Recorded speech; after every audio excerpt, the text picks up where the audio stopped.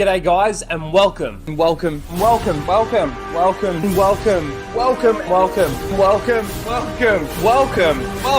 back to Casual Rage.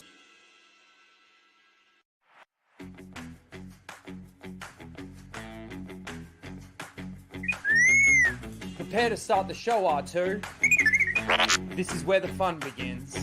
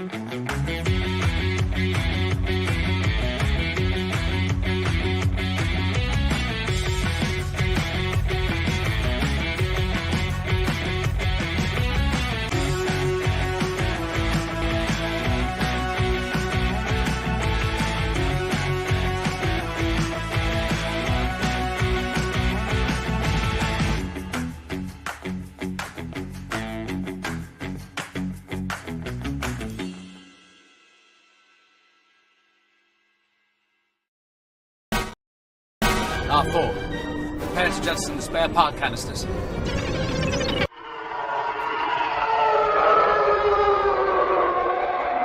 Red 2, standing by. Red 11, standing by. Red 5, standing by.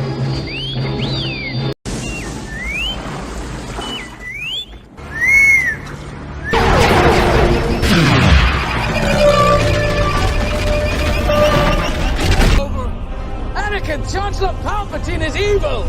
From my point of view, the Jedi are evil! Well, then you are lost!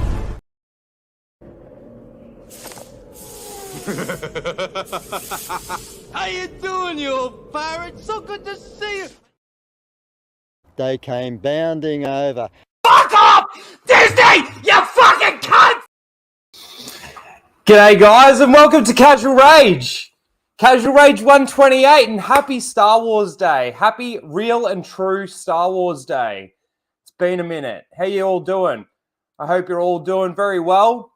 Extended the intro just for the Star Wars Day. Good to see you all, as Lando said. And I hope you're having a great day. What do you guys do on the official Star Wars Day? Do you watch some Star Wars? Watch the holiday special maybe? I don't know what I'm going to do. I might just watch A New Hope. You know, after the stream, I do want to play some, of course, some Jedi Survivor. That's what I do. I play Disney Star Wars video games. Do my official seal. But yes, I hope you're all doing well. Let's quickly say hello to who we have here in the chat. We have Fractured Filter as per usual. He always comes back and rewatches. Thank you, Fractured Filter. I appreciate you. It's so hard at the moment. Like, I watched one of his videos, but it's so hard to catch people's live streams at the moment. And work has been absolutely flat out for me. So it's been really hard to even jump in and say hello at the moment. But who else we got? We got Corey in the chat. We got Red Hoodwinked. We got Pro Jack Fan. We got Darth Scipio. Rhino, Raging Rhino versus Hungry Hippo. Who do you got? Who you got, guys? I'll take the hippos. We've got Alora in the chat. Hello, OG. Yes, smash that like button on your way in. And yes, Star Wars Day. Happy Star Wars Day. It's funny, you know. It's like we get May the 4th, and like there's a lot of Star Wars talk, and there's a lot of shit out there. And then we get the official Star Wars Day, the 25th, and there's not a lot there. It's kind of interesting, isn't it? I hate how they hijacked a meme and made it Star Wars Day. That's like, I mean, I've got a lot of pet peeves when it comes to Star Wars, but that is right up there. Because I used to like, you know, strolling into work and going, "May the 4th be with you," and all of that sort of thing, just as a joke. But now I barely say it anymore. It's like somebody says it to me, I'm like, yeah, thanks. You know. We got Mike Hill in the chat. How you doing, Mike? Good to see you. Dan Blackroyd. How you doing? Rhino King Disney Seal. On his second favorite day of the year, behind May 4th. I don't think so. Congratulations on defeating congrats on defeating Vader, although it's not much of an achievement now because every day everyone can do it. Yeah, well, it was difficult. I reckon the other fight was harder. The one against the guy that can grow his arms back and shit. I reckon that one was harder. Who else we got here? You are beyond help, Rhino. Watch The Phantom Menace. No. Nah, it's got to be one of the original trilogy. And if anything, it would have to be, for me, Star Wars, A New Hope. I mean, this is the day it came out. Now, for me, it's the 26th, but I think for most of you in the chat, it's still the 25th. It's so hard. It's like, when do I post it? Do I do it and I did it right, I think it was 10 o'clock at night for me. So it was still the 25th when I posted it. But then it was the 25th for pretty much everybody else as well. Talk about Star Wars, Rhino. We're going to talk about Star Wars. How you doing, Soul Assassin? Good to see you. Nikki's in the chat. You keep missing streams. I'm pissed at you. I know, it's hard. Shill. How you doing, Nikki? Who else we got? We got Steven Salcedo's in the chat, and we also have the Nuisance Bird in the chat. Good to see all of you. Yeah, like I was sort of saying, I know, it's all love. Absolutely. As I was saying, I hate, especially this year. This year seemed to be with all the Star Wars Day, Revenge of the Fifth and all these things. Man, there were lists of things for every day of May. It's like a Star Wars month now they've turned it into. It's like, I don't know if I'd have a problem celebrating that if Star Wars was in a good place. I don't know. It's hard to say. If Disney had done a good job with the sequels, with the shows, everything that they've been doing has actually been really good, then would I still have a problem with celebrating Star Wars Day on the 4th or the 5th? I don't know.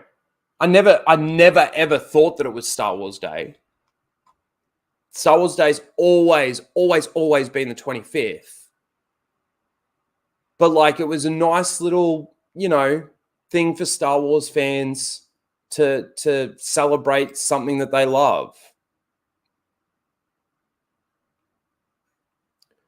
False. Star Wars month is June. Why? G'day, Greg. How you doing? Why? Why is it June? Why? June 4th. What was released in June? It's always been the 25th of May.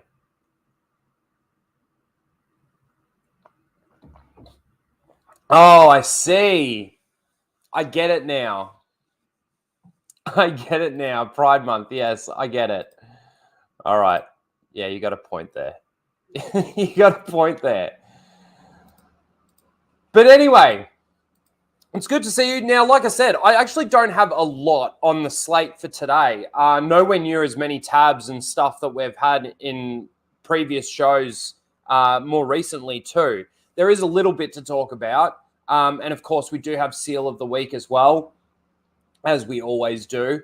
But again, because there's not a lot, it might be a little bit shorter of a show. We'll see how we go. And then after I might play a little bit of Jedi Survivor. And then tonight, I'm definitely going to watch A New Hope. That's for sure. But I don't really want to get into the articles like straight away. I don't know, though, what else to sort of go into. Jedi Survivor should have been released in June. Well, okay, let me talk a little bit about Jedi Survivor. Well, since I've been talking about it and since Dan just brought it up. Jedi Survivor, it's kind of like Jedi Fallen Order. The gameplay is fun. It's fun to run around and use your lightsaber and, use the Force and all of that sort of thing. It is fun in that sense. The thing for me where it really does fall down is the story. Like, I'm not even really tracking it all that well, but also to the connections to all these other things. You've got connections to the High Republic. I mean, when we played last night, there was a fucking tracking fob of all fucking things. And it said, they mentioned that it was tracking his ship, but that's not how we understood now tracking fobs to work. Survivor gameplay is better, but Fallen Order story is better. The thing is, Nikki, I didn't even like Fallen Order's story. I will say the story is a lot more easier to follow in Fallen Order. It's a lot more streamlined. The thing that I didn't like about it is how it ended, destroying that holocron at the very end. But the story in this, again, you've got connections to the High Republic. We've got tracking fobs that have come in. There's what was the thing last night as well? There was something else. Why am I blanking on it? Help me out, Blake. You were there. And I mentioned it when we were doing it.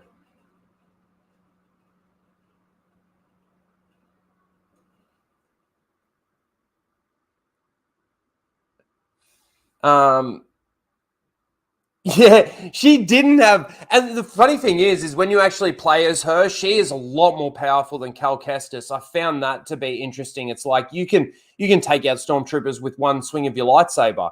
And honestly, that's probably what it should be for Cal as well, because that's what lightsabers do, right? I feel like, just in regards to the gameplay side of it, you've got to hack at people a couple of times before you can actually kill them. However, if you were able to kill them with one swipe of your lightsaber, the best thing to do in that instance is to just add more enemies in each part, so that it does take you a bit, like, it still takes you about the same amount of time to get past that point of the level or whatever, but it's a lot more realistic. You know what I mean? It'd be a little bit different with the, those big creatures and those Yeti things and all of that sort of thing.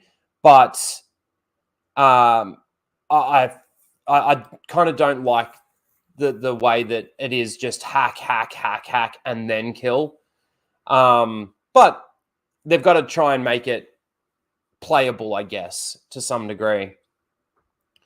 But yeah, look, the Jedi, I'm yet to obviously finish it, but Jedi Survivor is the only thing that's fun about it for me is literally the gameplay, the Force using, the lightsaber fighting, and that's it. And people are going to clip that out and go, see, look, the ones that call themselves real Star Wars fans just like lightsabers and Force and blah, blah, blah, blah. That's why this guy didn't like Andor. No. I mean, you can have stories that don't have those elements to it. And I'd still get enjoyment out of those, I reckon. But it's just, I don't know. I just feel like there's a lot of issues. There's a lot of issues. And they're just trying, through the game, through the things that people are essentially getting some enjoyment out of, they're trying to heighten all the other garbage that there is. And I think the most evident thing of that is through, the announcement of the Rey movie. Actually, no, let's go straight into that. I was going to do that second, but this was something that came up, and I thought, this is interesting. So, Star Wars Only, he has been nominated for a Seal of the Week at some point. So Mark Hamill and Hayden Christensen will return as Luke and Anakin Skywalker in Star Wars New Jedi Order. To me, okay, first of all, I just want to show you what Mark C said here. The insanity continues. Hopefully, they're suing Rey over the misuse of their family name. I thought that was kind of funny. But if you actually go into the article that he's linked here, right, Mark Hamill and Hayden Christensen are Force ghosts in Daisy Ridley's new Star Wars movie. Now, the thing that I want to point out here is, look at this. According to our trusted and proven sources, it's all rumor and speculation at this point in time. They don't know anything. Nobody's come out and said anything. And this makes me also think of Jon Favreau leaving, right? It's all been that rumor went around because Paz Vizsla died in the last Mandalorian season. Oh, look, he died. That must mean that Jon Favreau's out. No, it doesn't necessarily mean that. It meant that in the finale, they needed someone to die. They needed to pull at the heartstrings that nobody gave a fuck about this character. But anyway, you got to take this completely with a grain of salt, but it wouldn't surprise me. This is one of those ones where it honestly wouldn't surprise me if they brought Hayden Christensen and Mark Hamill back as Force Ghosts to lead Daisy Ridley.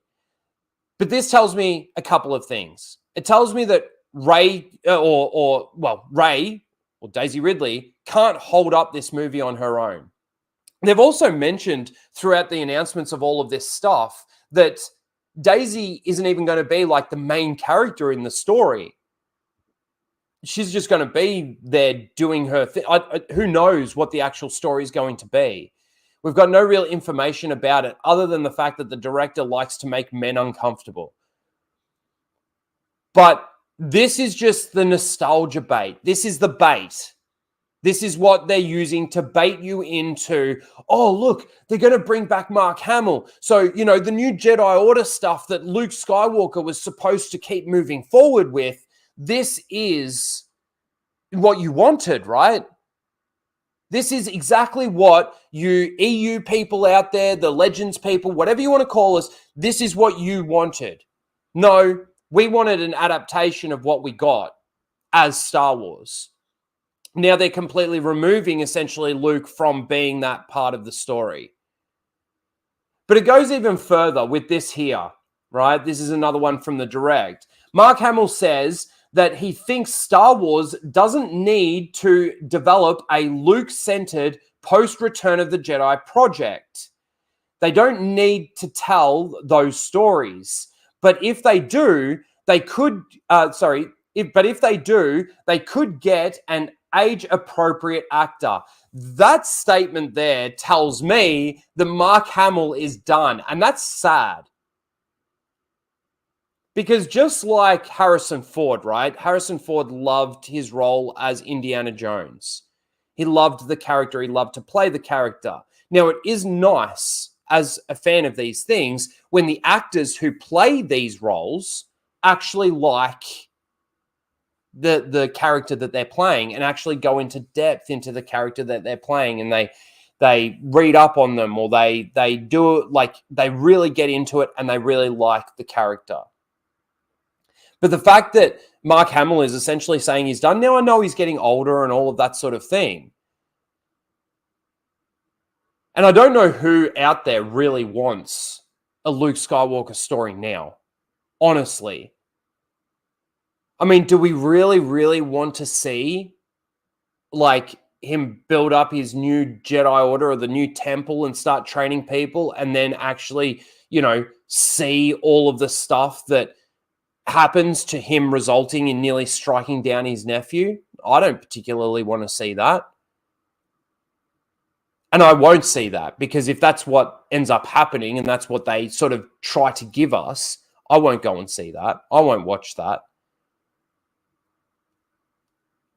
I've seen enough from the sequels to know that I don't want to see that. So it's interesting how he's like saying that if they do want to do that, they should just grab an age-appropriate actor. But just back to this, the fact that they're using the nostalgia again of Mark Hamill, Luke Skywalker, and Hayden Christensen, Anakin Skywalker, to try to get people to the theater to go and see the new Jedi Order story with Rey. I mean, let me ask you guys, do you want to go and see this after what you know and after what we've seen with all the Disney Star Wars, the Disney Plus shows and everything that they've done with these characters? I mean, they've already fucked up Vader in the Obi-Wan Kenobi show. They've already fucked up Anakin's redemption and him essentially being the chosen one and bringing balance back to the Force. The story just falls down. It's completely changed from what George wanted. And he's come out and said that multiple times. Maybe not straight out. The most on the nose one that he says is the fact that he says that, you know, the first 6 are definitely his movies and his philosophies. But then they've moved off on a different direction. You know, it pisses me off enough that Rey is getting Luke Skywalker's new Jedi Order story.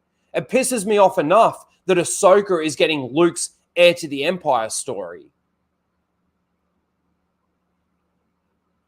I don't need to see Mark Hamill or Hayden Christensen as Force ghosts in the Rey movie for them to go to Rey and go, you know, we've also heard that that story is going to be, you know, it's going to be telling why the universe doesn't need the Jedi.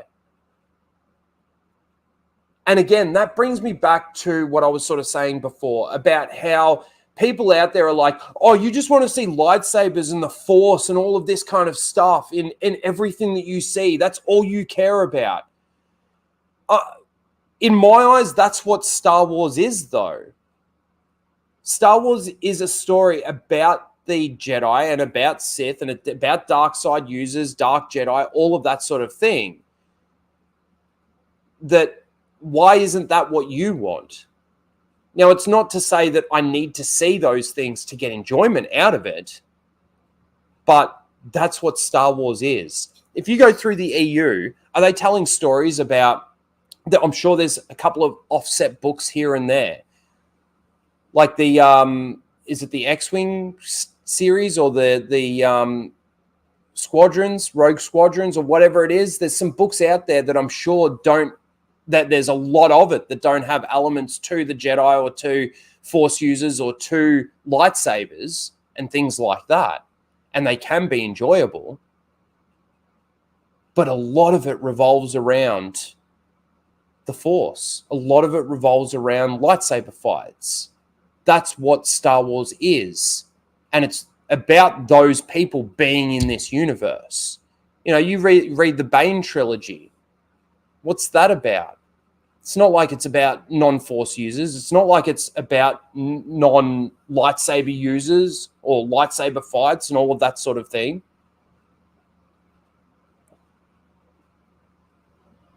You read the Revan stuff. What's that revolve around? You read the continuation of the story, the Heir to the Empire stuff. Now, yeah, you're going off with Han here and you're going off with Leia there and, you know, but it all comes back. It's all full circle. It tells a decent story. It tells a really fucking good story. The new Jedi Order. I mean, it speaks for itself, doesn't it? How can you come out and say we're doing a new Jedi Order movie, but it's going to ask the question on whether or not the galaxy needs Jedi anymore? I mean, we've already gone through that with The Last Jedi, didn't we? When he asked the question, it's time for the Jedi to end.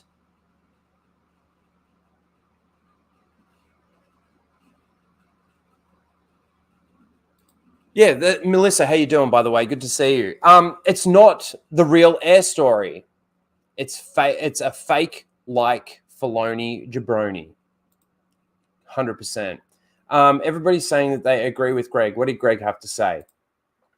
I want them to make anything. I want them to make anything that will lose money. Yeah, well, don't we all at the moment? Give Rian Johnson his trilogy and make Solo 2 happen. It's funny, you know. I want that as well.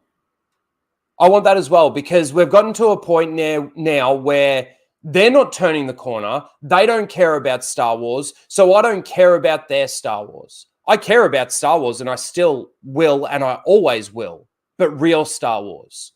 You know, the EU, the continuation of the true story. It's kind of like real Star Wars Day.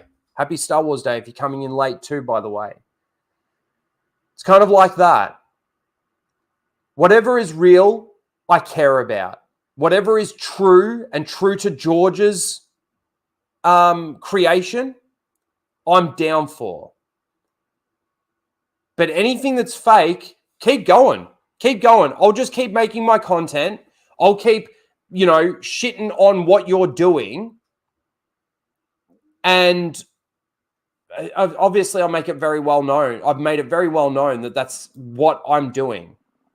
Now, I've said multiple times, and the proof of this statement is in the Bad Batch stuff. And I know I get shit for it, but there was a couple of good episodes in there. And I'll sit there and I'll say, there's a couple of good episodes. There's a couple of good story threads. There's a couple of good character development moments, whatever the case may be.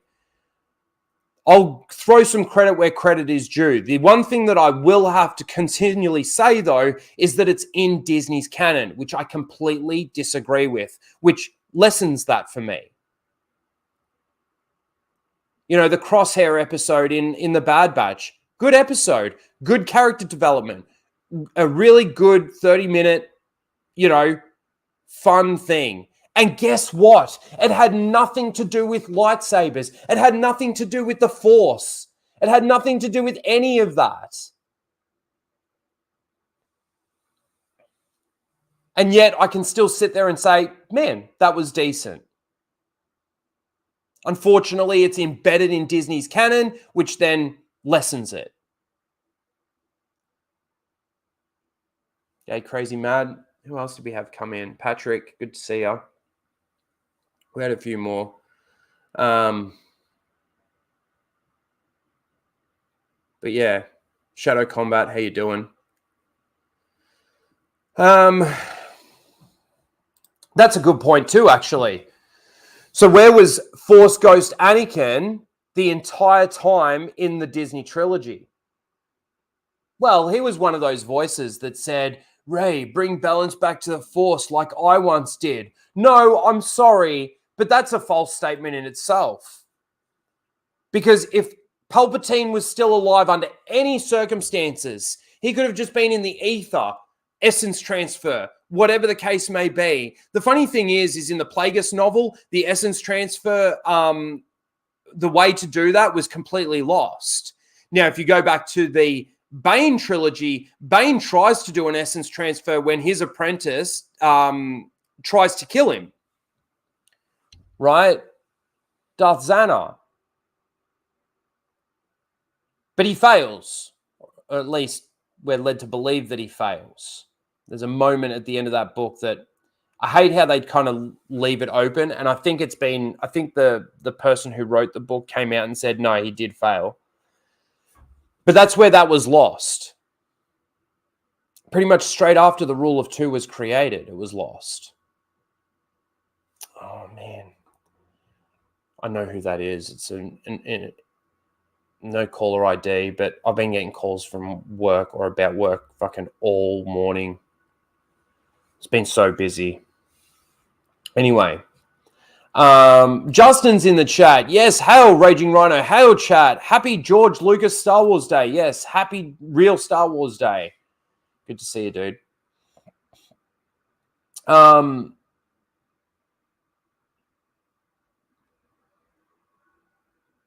Yeah, I hate this. I hate this.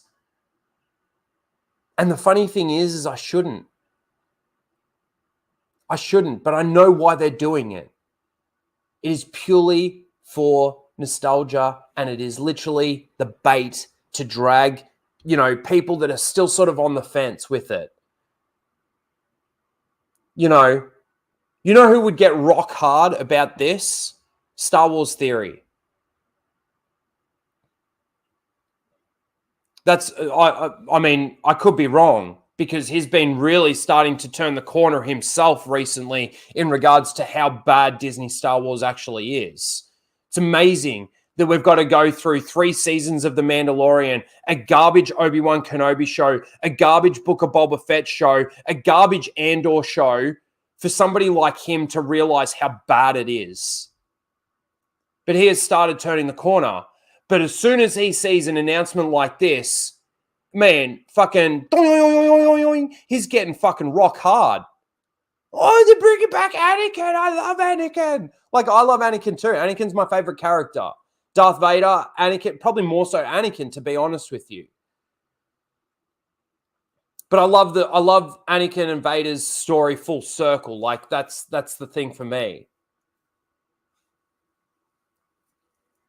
But to me, he'd be one of the ones first in the theater to go and see this because of this reason. Den of Nerds, another one. Get rock hard over fucking hearing that Luke Skywalker and Anakin Skywalker are going to be in the new Jedi Order story.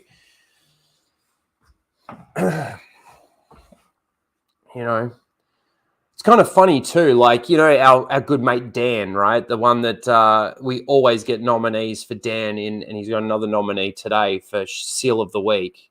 I don't know if you saw my tweet. I quote tweeted him, but there was the Grey Jedi thing going around again. And to be honest with you, there were a lot more people I saw saying like, no, Grey Jedi's not a thing. This is bullshit, blah, blah, blah, blah, blah, blah, blah, blah. There was actually somebody who added to my thread saying that it goes even further than that. The Sith Code isn't even like George Lucas style. It's not even real. It's like, okay, have you read the Bane novels? Have you read, like, these are quoted fucking things. Like the Sith Code is definitely a thing. The Sith Code and the Jedi Code are definitely a thing. But the Grey Jedi Code is fan fiction bullshit so that they can say that Ahsoka isn't a Jedi and she's not a Sith. She's just this in-between thing. They suck up to that so that Dave Filoni can do his bullshit stuff with it. But yeah, there was a lot more people out there saying how much crap that really is. That's not Star Wars. It's fan fiction garbage. But, the Disney SEALs, the Disney Star Wars fans, they soak that shit up. They really do. Den of Nerds has worse takes than Theory. Oh, I put them on par with each other.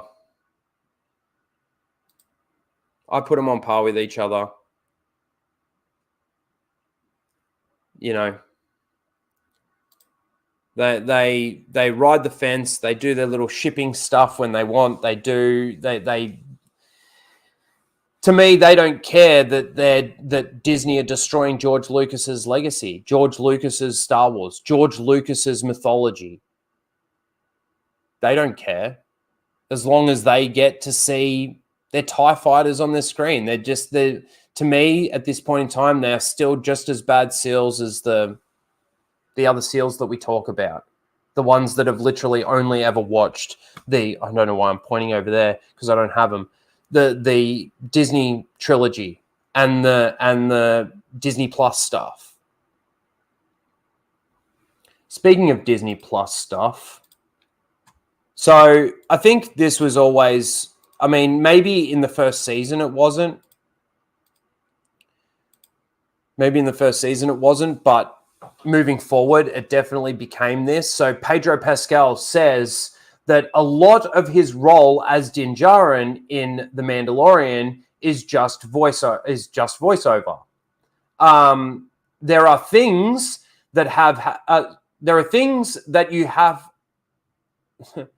there are things that you have to let go of in terms of what can be an OCD level of attention to detail. G'day, Christopher. How you doing? Good to see you. So basically, it has come out saying that he's not in the suit.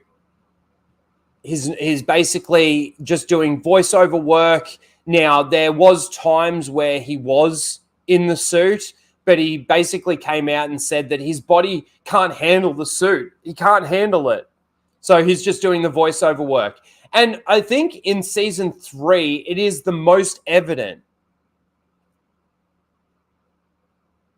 Because you can kind of tell, I don't know, just by the mannerisms under the, like whoever is under the suit, under the helmet, a kind of different to what I think we saw in season 1. And then there's just the voiceover stuff. Yeah, he can't handle the suit. How funny is that when you get somebody like Hayden Christensen, who, you know, in Revenge of the Sith, wanted to be in the suit, wanted to really get into the role and be in the suit. And then you get somebody like Pedro Pascal that's a little bitch boy that can't handle the suit. I can't handle it. It's too heavy. It weighs me down.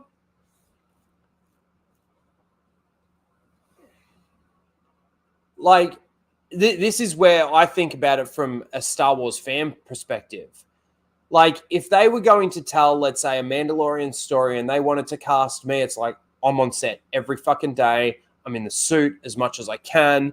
Let me take my helmet off. Let me put it on. I don't give a fuck about the rules. I don't give a fuck about what you want to do there. Like, you would just be happy to be in a Star Wars project, right?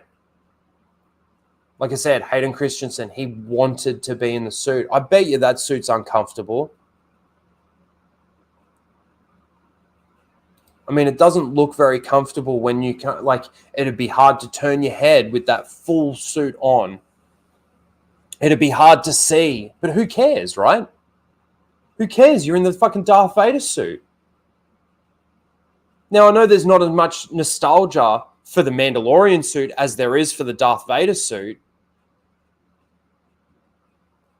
But, like, seriously, man, you're an actor. You signed up for the role. If you didn't want to be in the suit, then don't take the fucking role. Now it's just voiceover work. And again, you can sort of tell too, based on the fact that the voiceover work is very monotone. It's very much the same. Every statement, everything that he says is the same. It sounds so bland and so just average and normal.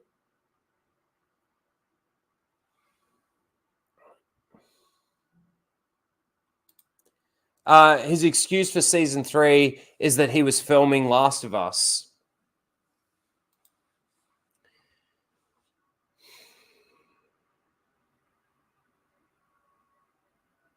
It just that makes me think, is there anyone out there that did multiple roles at the same time? That, you know, did Arnie ever do something where he was like playing the Terminator and did, you know, something else at the same time? Or any TV show actors that were doing one show and another show at the same time and were able to actually do it, make it work?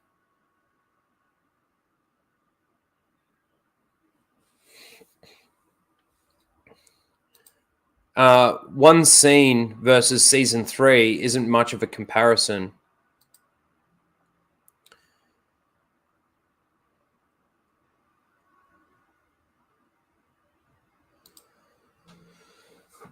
Mando's suit looks like they copied it from Mandalore. I need to look at that.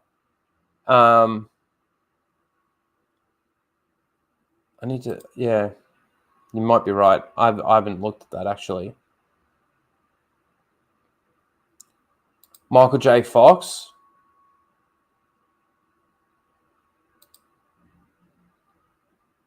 Was he doing Back to the Future and what? Days and Nights?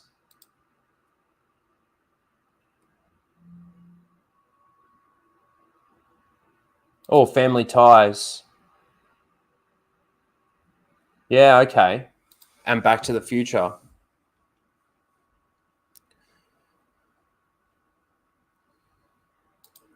I'm sure the answer is yes. Actors can juggle roles and not sacrifice one for the other. Yeah, like it doesn't seem that complicated to me. That it would be that complicated to me. But anyway, it's we all suspected that this was going on, and now it's been proven. Pedro Pascal has come out himself, and it's actually funny seeing like the SEALs fucking spurg out about this. It's like we're just saying, see, we told you, he's not actually in the helmet. He's not actually in the armor. He's just doing voiceover work. Because they were spurging when people were saying that. Oh, I think Pedro's not actually in the suit. Yes, he is. Yes, he is. Pedro Pascal is awesome. No, he's not.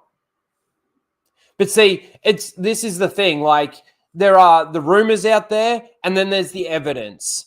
And it's kind of like what I was saying about this, the Luke and Anakin showing up in that New Jedi Order movie, right? This is based on their trusted sources. This is where that information's coming from. It's the same thing with Jon Favreau leaving. I will believe whatever I hear when I hear it from the horse's mouth. When I hear an announcement from Disney saying that Jon Favreau is leaving Lucasfilm, that's when I'll believe it. That's when I'll believe it. And then we can all spurg fucking Doomcock was wrong when he said that John won the Civil War. He'll find a way to spin it. We all know that. He'll find a way to spin it and make it fucking true. Like, prop him up. You know, Doomcock was right.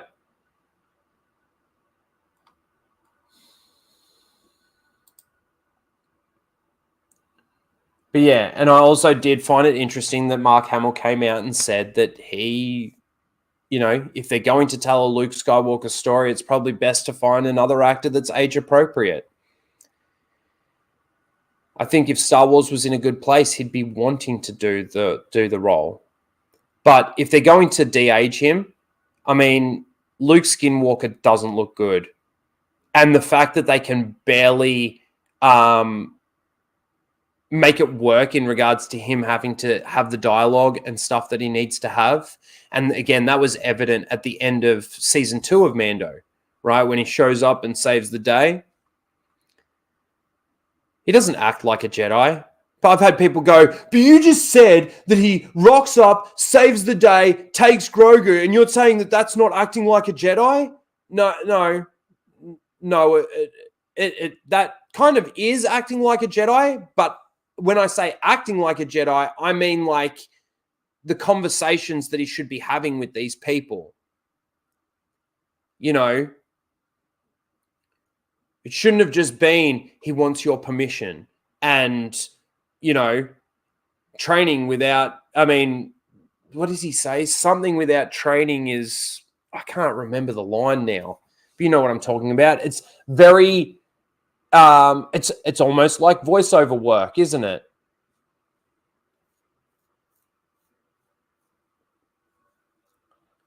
It's almost like voiceover work.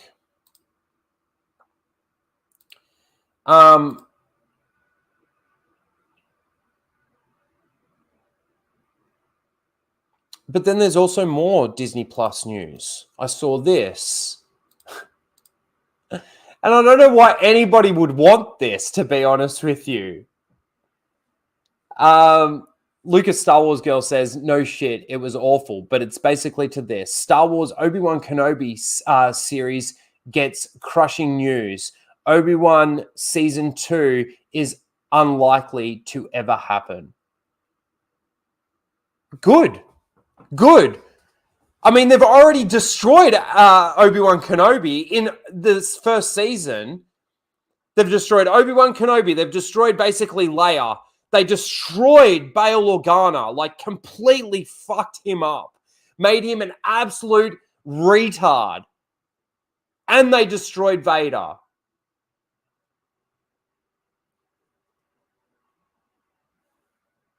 Like, they did damage to those characters.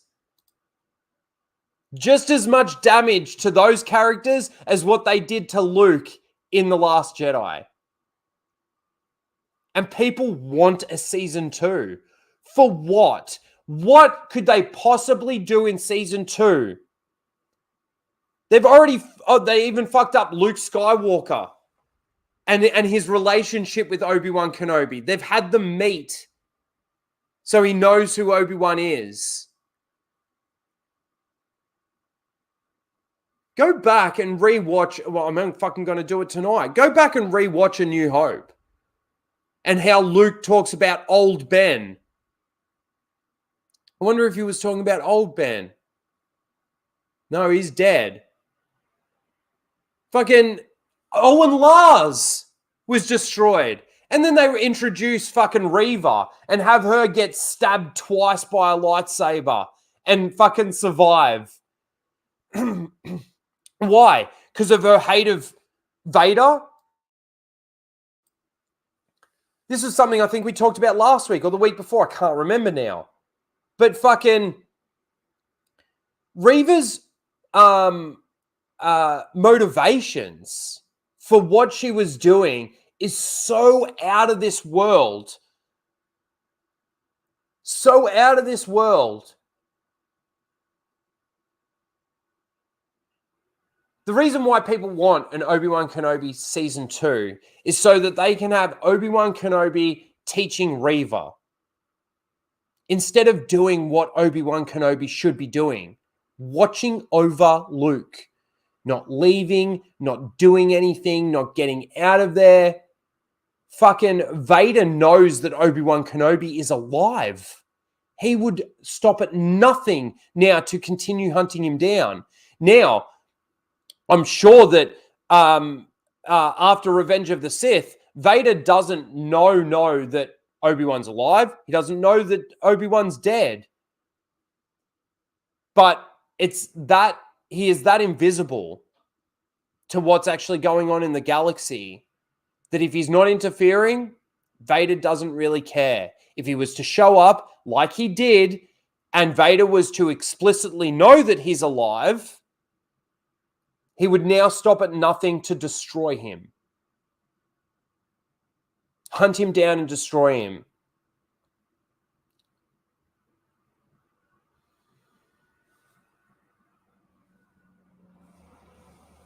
Don't you think? So I don't know where the want for this season 2 is coming from. Certainly not coming from our side of the fandom.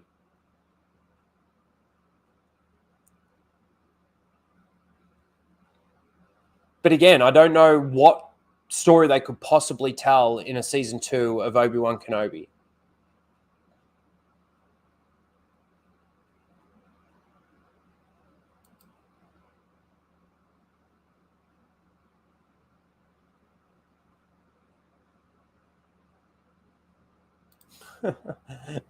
We all want Obi-Wan and Luke to go on an adventure, though. With Leia as well. It would be great. Yeah.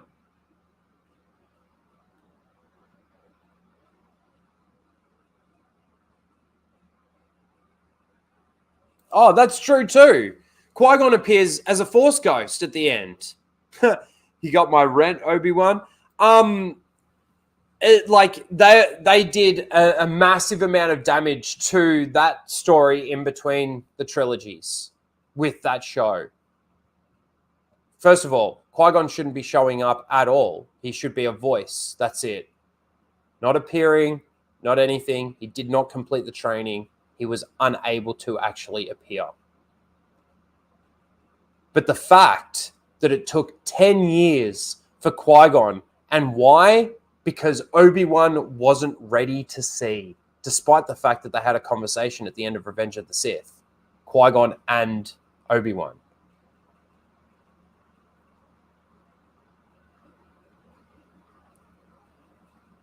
At the end of Revenge of the Sith, in the novelization of it, you can't decanonize that when it's a novelization of the movie, can you? At the end of that movie, at the end of that novel, fucking Yoda is having a conversation with Qui-Gon about how wrong he was, about how he didn't evolve the Jedi Order, all of that sort of thing, right? And then Yoda bows his head like an apprentice to his master and dubs himself Qui-Gon's apprentice.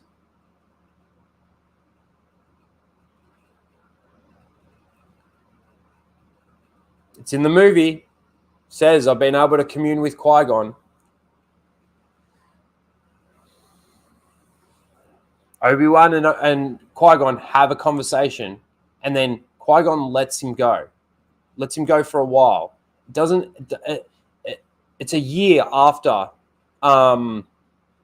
Revenge of the Sith that Qui-Gon speaks to Obi-Wan again, because he's got to allow him to still follow his instincts, allow the Force to guide him, right? Qui-Gon isn't the Force. He is one with the Force, but he is not the one that should be prompting him and saying, no, Obi-Wan, don't do this. Yes, do this. No. The sole reason why Qui-Gon is there is to purely teach him to be at peace so that he can become one with the Force in the future.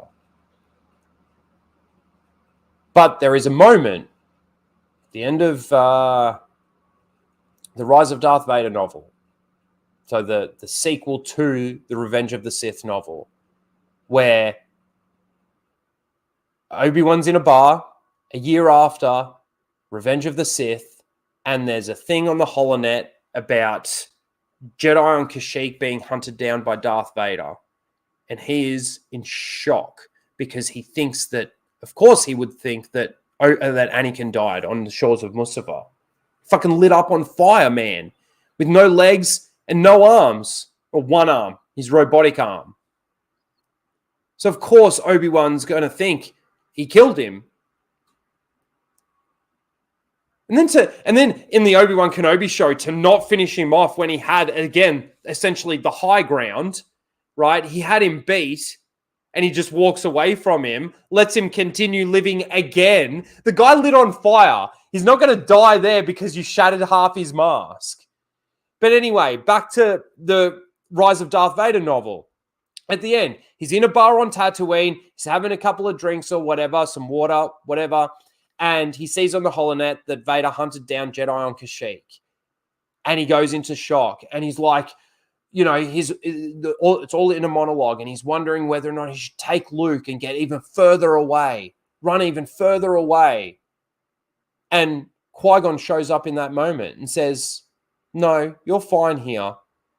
The Vader will not set foot on Tatooine. And that's evident again in A New Hope. Why didn't Vader go down to look for the droids? He'd find them, but he's not going down to Tatooine. He doesn't want to set foot on Tatooine. It's the one place where it will make Anakin return back to the surface. And Vader doesn't want that. He sends the fucking stormtroopers to go and find the droids. Think about how important that is. The plans to the Death Star. You don't think Vader would be the one to go and get them? He would. But he's not setting foot on Tatooine to do it. It's where his mother died. It's where his home was. And Qui-Gon explains that to Anakin. To Obi-Wan. And Obi-Wan says, well, my mandate stays the same then. I say here, watch over the boy. It's so real Star Wars is so much better than Disney Star Wars. Like leaps and bounds better. Yeah, he didn't step foot on there because he hates sand. That's right.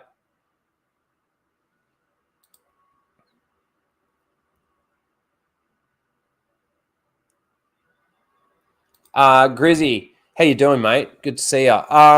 The Jedi on Kashyyyk, was that supposed to be Starkiller's dad? I don't know. It's been a while since I played those games too. I mean, maybe, but I don't think so. I could be wrong. Imagine all that sand getting into Vader's suit. Yeah. It's like when you go to the beach and you get sand everywhere. Because it gets everywhere. It's rough. It's coarse. But yeah, like to do a season 2 of Obi-Wan Kenobi, what for? What for? Why do people ask for this stuff? It's like people asking they want a Solo 2. Like, what for? Honestly.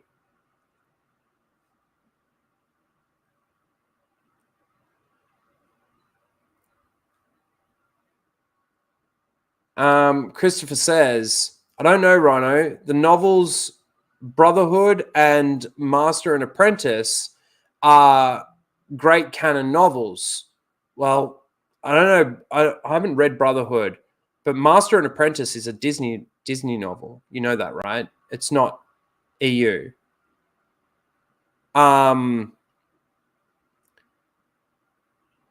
Then you got garbage like High Republic. Now, I will say that Master and Apprentice novel for a Disney canon novel isn't too bad. It isn't. It's honestly, it's not too bad. They actually do Vader and Palpatine, Sidious justice in that novel. It's actually not that bad. It's actually quite a fun read, to be honest. But it still is Disney canon.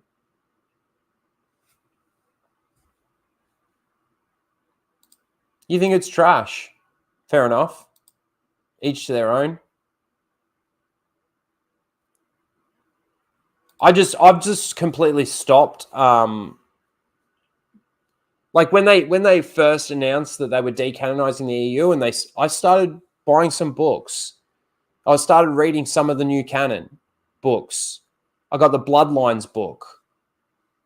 The one where they're telling Leia's story. Is the Ahsoka novel any good? I read that. I actually read that twice or 3 times. Again,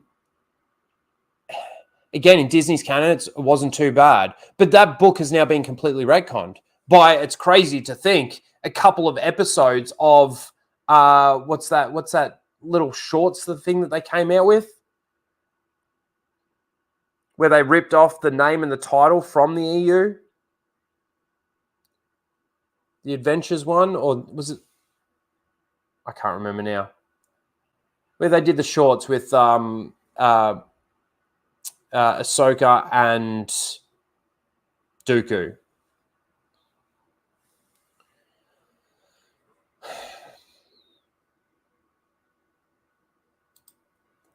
Doesn't Master and Apprentice make Obi-Wan gay? Oh, hang on a second. Am I thinking... 1 second. Just hold on.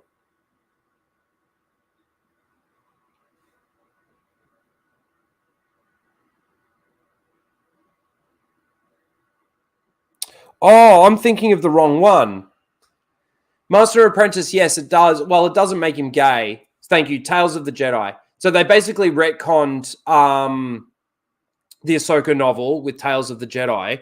But sorry, I was getting confused there, guys. The book that I was thinking of that is the Disney canon book is, if you give me 1 second, go to my library.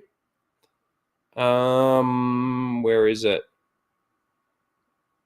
But I think Master and Apprentice, when did that actually come out?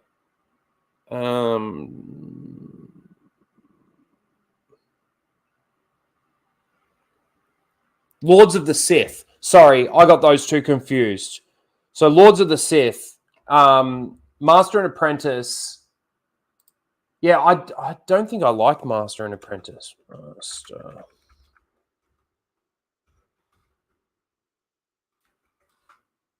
When did that come out? 2019, yeah. So it's Disney canon as well. Yeah, I wasn't a fan of that. Again, this is just what they're doing with some of these books and everything is just to sort of change what we know, change what we see. Sorry, guys, I got completely confused with Lords of the Sith. Again, Lords of the Sith, that's the one that I was saying, like, actually pretty decent book. But like Lords of the Sith, that came out just after Disney took over. It was like literally just after Disney took over. So I feel like that book was already in development. Hey,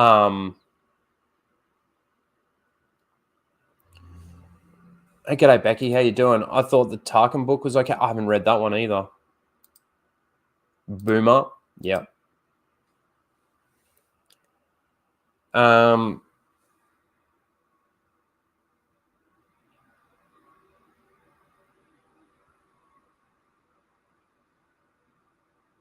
I probably agree with that, actually.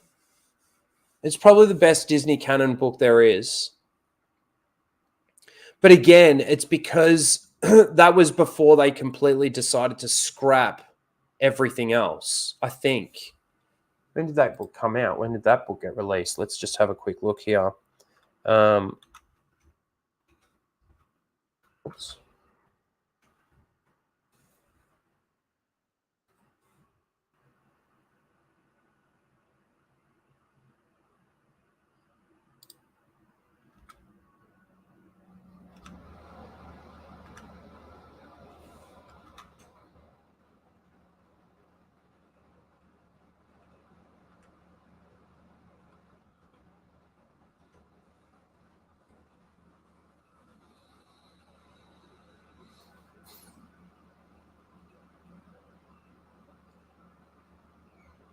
Oh, maybe it was a little bit before.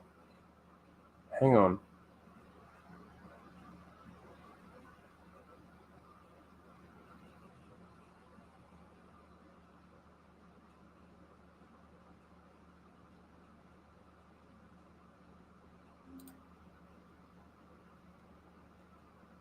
Oh, not Dark. No, hold on. No, that's the wrong one. That's the Rise of Darth Vader. That's not the one we want.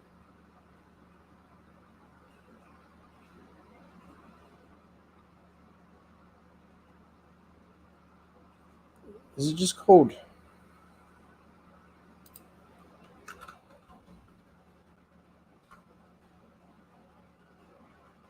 $2015. When did they buy Disney? When did Disney buy it? Was it 2016? No, it wasn't 2016. It was earlier than that, wasn't it? But yeah, Lords of the Sith, that came out. It's not Dark Lord, Rise of Darth Vader. It's the one where Vader and Palpatine end up on...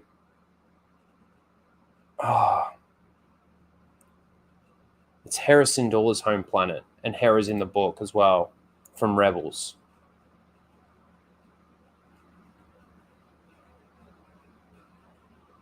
Because again, they tried to tie it in with a bit of the Clone Wars stuff, I believe. Sad news about Ray Stevenson. Yeah, that is sad. Sudden death. Another sudden death. 2012 they bought it. So, okay, it was after. Yeah, it's Ryloth. That's right, Ryloth. Yeah. Again, that book wasn't bad. But as we get more and more into Disney's canon, the more and more I dislike these things. I mean, that book, Lords of the Sith, is probably better Star Wars content than anything they've done on the screen. Anything.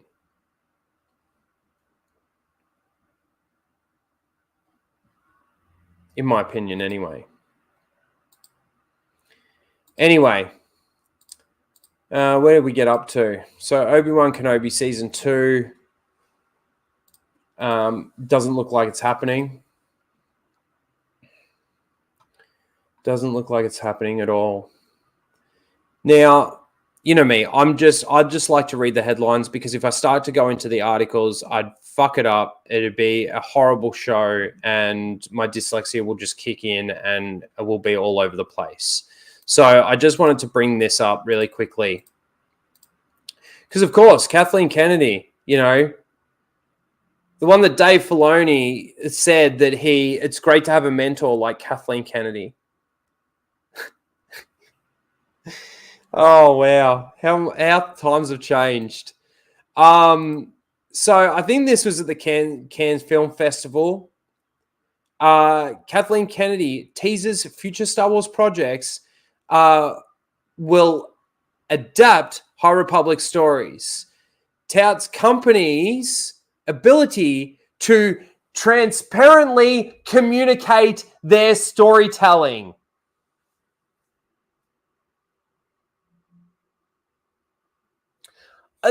Honestly, I don't know how these people come up with these statements, come up with these things to say how, like, the ability to transparently communicate their storytelling. I mean, the only thing that's been transparent to me in the storytelling that they've done for Star Wars has been how transparent it is that they've destroyed it. How clear and obvious it is that what they are doing is not what George Lucas did, is not George Lucas Star Wars. It's so obvious. That's what's transparent to me.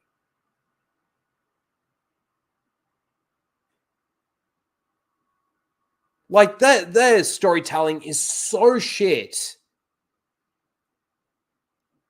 And the writer's strike, I feel like, is probably just going to make things even worse. Because what is it now? They've got to have like 20 people in the writer's room.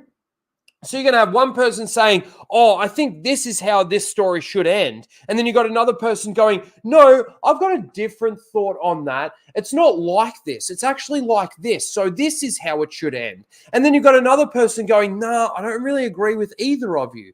I think that this is the way it should be, and this is how it should end.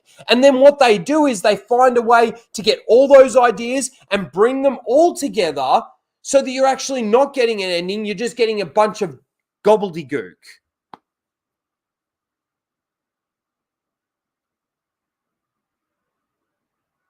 Kathleen Kennedy is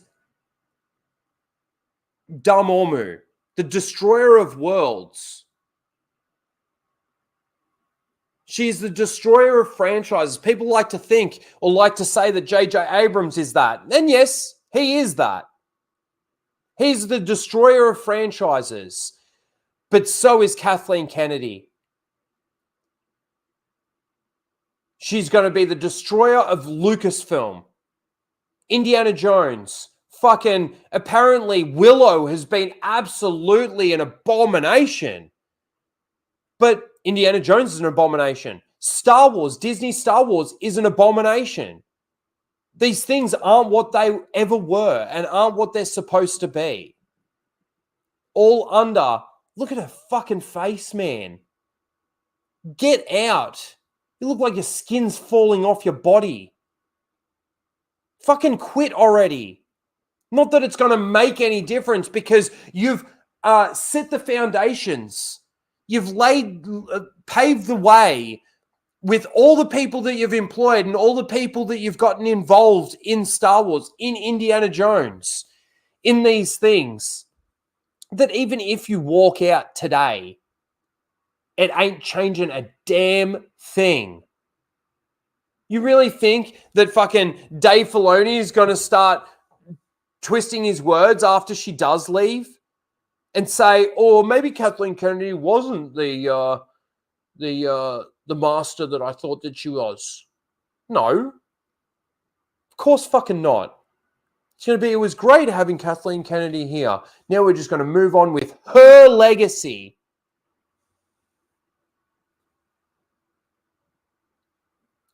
Absolute abomination.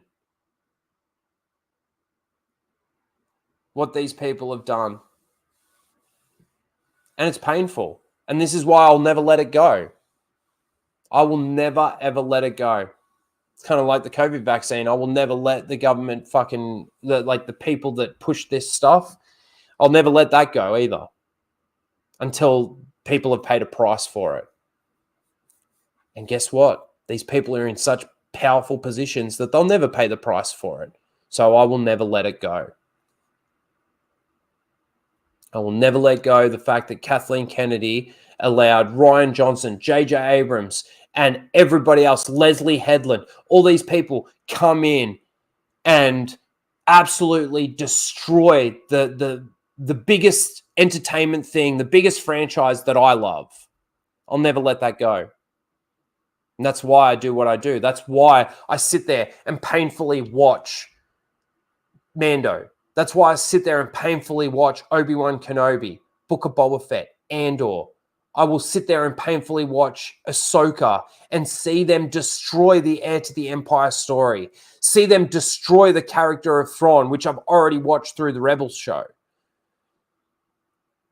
I read the new Thrawn trilogy from Timothy Zahn, and he is just as bad as everybody else.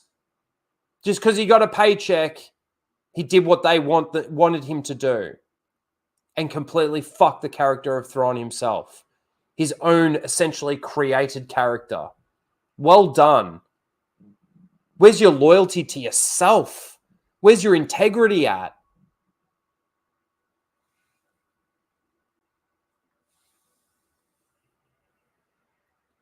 And look, I know you're fucking trolling at me and shit like that.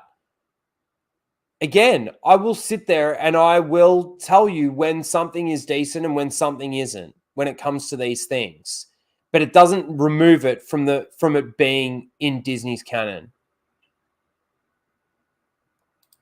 Never read the man.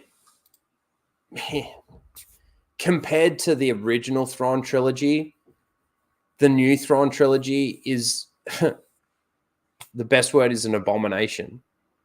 It honestly is.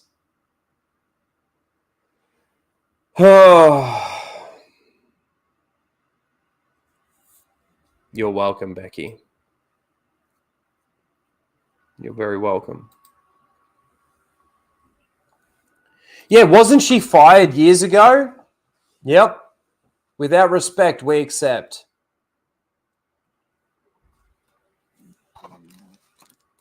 Without respect, we accept.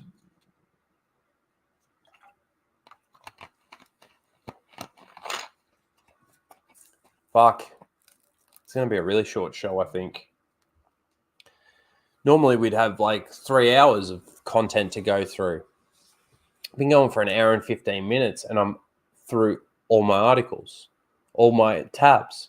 We've got Seal of the Week. We've got the little video that we watch in between the voting system. And that's it.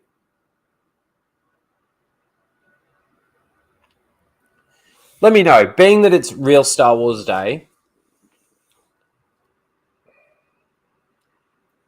guys in the chat, let me know what's your favorite, what's one of your, let's say, one of your favorite moments in Star Wars. And we're talking real Star Wars here. Sequels are out. The OT and the prequels. What's your favorite moment? One of your favorite moments. We'll see if we can talk a little bit about that. We'll try and drag this stream out a little bit more. Yes, and please smash that like button. I'll tell you one of mine. One of mine is definitely the Return of the Jedi throne room fight between. I think that's a lot of people have. That's a big favorite moment for a lot of people. And my favorite part of that fight is definitely the taunting that Vader does with Luke. And how Luke's thoughts in that moment do end up betraying him. And he uses that to bring out the dark side in Luke. But he has a moment of clarity. Not like he does in the sequels. It's very different. Very different. People want to equate those and make them the same thing. They are very, very different.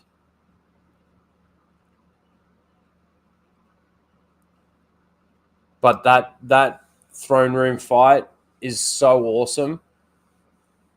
I mean, their fight in Empire as well, and Luke's training in Empire. I mean, Empire is just a fucking all-in-all great movie. But nothing much really beats that throne room scene, that throne room fight. Let me see here.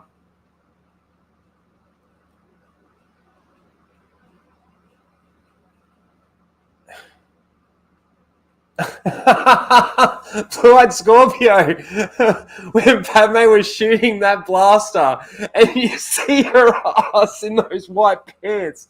I'm sorry, that killed me. That's true. I like that too. Luke taking down the AT-AT. That yep. I like that. Because again, it's all instinct to him at that point in time, isn't it? Like he's been taught a little bit by Obi-Wan, which is awesome. But like even with the Wampa at the beginning of Empire, and you know he's trying to get his lightsaber, and it just sort of starts creeping, and then like he's really trying hard and he can't get it. Nothing's happening, and then he uses some patience and he closes his eyes and he meditates for a moment, and then he reaches out and uses the Force. I like that moment too. But yes, Luke taking down the AT-AT is cool. Justin likes the opera scene. What a great scene that is too. That you really get to see the manipulation of Palpatine, don't you? You can see it happening like in real time, and how Anakin is confused, and in that moment he still doesn't know that Palpatine is a Sith. It's like Palpatine's sort of saying that he's read these things and you know he knows a little bit about it, you know, but he knowing what we know in that's fucking amazing. And the thing again that I hate that they did with the sequels is that they use that line. The dark side is a pathway to many abilities some consider to be unnatural. They use that line to basically have Palpatine return. Somehow Palpatine returned. This is fun. I'm going to have a cigarette. But yeah, that... Did it... There was a thing going around that...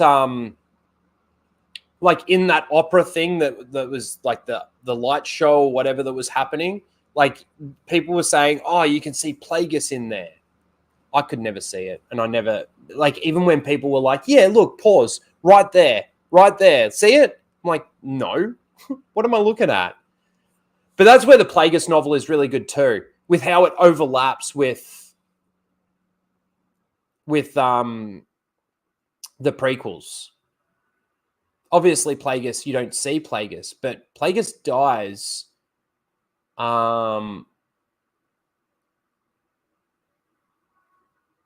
Is it help me out here, Alora. I'm pretty sure Plagueis dies when Palpatine gets elected. So it's pretty much in the Phantom Menace, like midway through the Phantom Menace or near the end of the Phantom Menace, that Plagueis gets killed. I'm pretty sure. Am I right in saying that?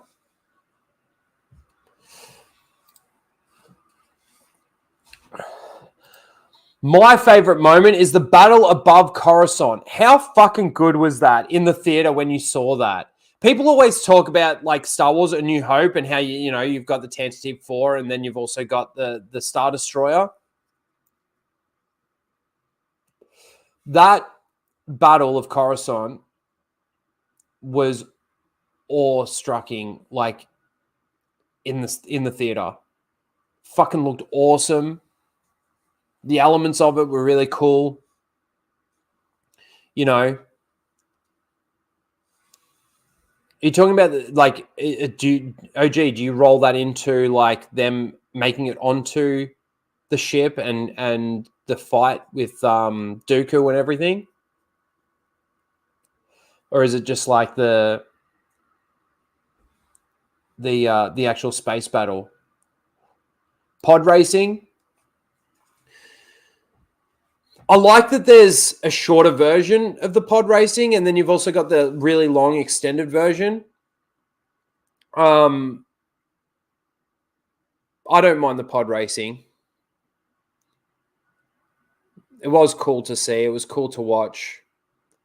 And I think that they definitely explained Anakin's ability to be able to do it very, very well.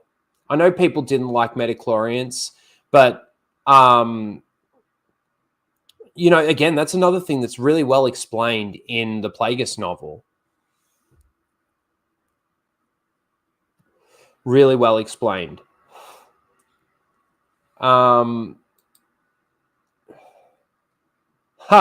The first reveal of Slave Leia. Yeah, damn.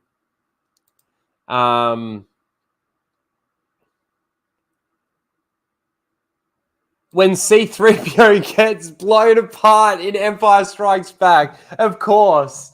I thought your favorite part of Star Wars, Greg, would have been, get him, Dad, get him. Wouldn't it? Surely that's your favorite. Surely that is your favorite moment.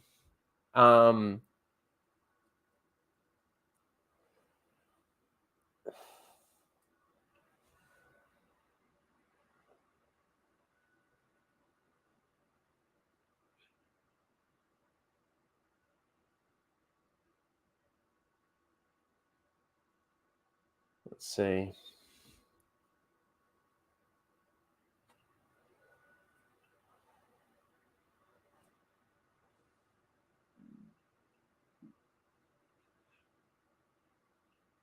The trench scene. Yep.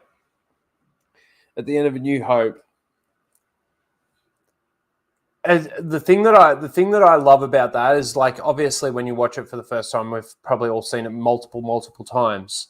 But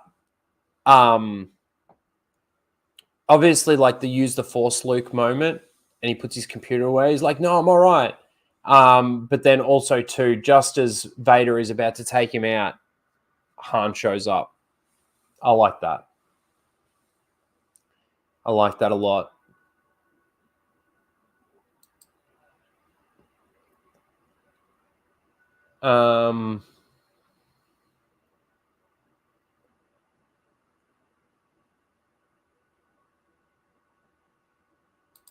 Yeah, A Jedi's Fury is the score for Return of the Jedi throne room fight. So awesome. I agree with that. That is awesome.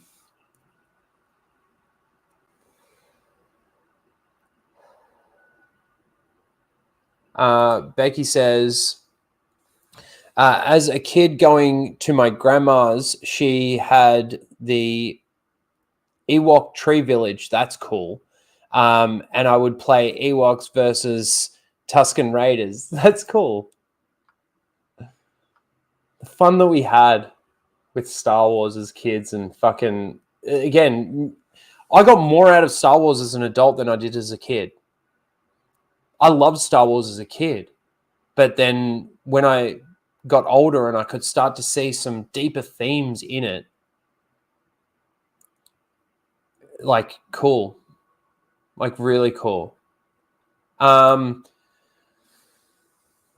This is maybe a hot take, but I always loved the whole opening to Return of the Jedi, i.e. Jabba's palace, all the way to the Sarlacc pit. Yep. There's so many great moments and great scenes in the original trilogy. I mean, there's so many great moments and scenes in the prequels as well, to be honest with you. But, like, everything... I know this is sort of stupid to say, but everything made sense. Everything made sense. How do you guys feel about in Return of the Jedi, in the throne room scene, when Luke shows up at Jabba's palace? Sorry, the throne room scene. When Luke shows up at Jabba's palace and chokes out the Gamorrean guards. Like, he doesn't really choke him either. He just fucking, waves his arm and they... Does he actually kill them?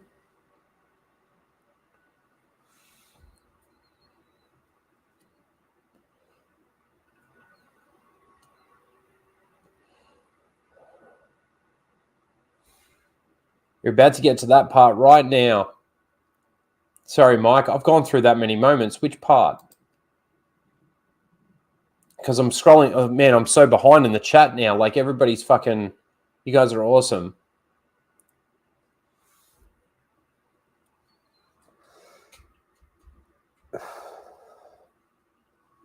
Kenobi, I'm just going to scroll through. I'm going to miss a couple. I'm sorry. Hang on. Let me go to this one because she's always here.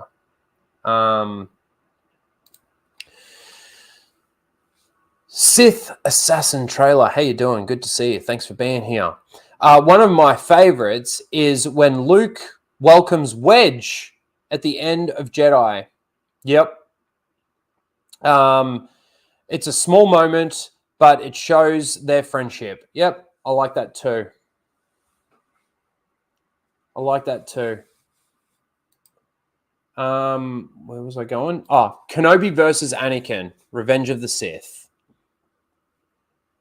What a great fucking moment. What a great fight. The conversation that they have before they start fighting. Again, people want to say like the cringe dialogue between Anakin and Padme. I don't think it's really that cringe there. There's cringier moments through the prequel trilogy between those two when they're in the fireplace. I'm dreaded by the kiss I should never given you, or whatever he says. I'm haunted by the kiss, or I can't remember. It's one of those parts of the movie where I try to actually block that out. I don't really, when I'm watching it again, like it all comes back to me, but I try to block that bit of dialogue out. But that is, and again, that fight goes for as long as it does because, again, they know each other so damn well. You know the bit where they're like inside, it's near the beginning of the fight, and they're inside and they're just twirling their lightsabers. There's no contact, and then they go poof, and then they use the force, and then they blow apart, right? I heard it was somebody who was working on the films. I don't know if it was actually George or whether or not it was one of the actors. Anyway, it was someone who was involved in it that was saying the reason why that is the way that moment is in that fight is because they know each other so well that not only are they offensively trying to find an opening, but the defense, and they know each other again so well that there's no opening. So that as soon as like they get to a point in their lightsaber swings and things like that to actually make a strike, it's not there. It's defended by the either by Obi-Wan or by Anakin. And then they just get to this point where they're locked up and the force push. Like, again, seeing that in theaters, that whole thing was fucking awesome. I reckon they could have made that go even longer. I know people complain, you know, especially because of the Clone Wars and stuff, like, you know, Jedi are able to make jumps that are massive, and just because Obi-Wan's got the high ground shouldn't be that. But the fight's got to end somewhere. It's a good place to end it. Obviously, you know, his lungs get damaged by lighting up on fire and being where he is. Great moment.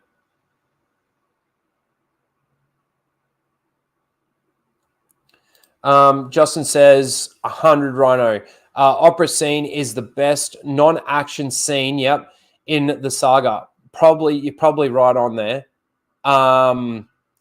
Except maybe Yoda Dagobah scene. That's true too. Yoda Dagobah scene, like, you know, my favorite part of the Yoda Dagobah scene is lifting the X-Wing. Lifting the X-Wing. Like, Luke gets frustrated because his way off the planet has just sunk into the swamp, right? And Yoda's telling him to use the Force, get it out. It's okay. You can do it, right? And, you know, he's huffing and puffing. It's too big. You want the impossible.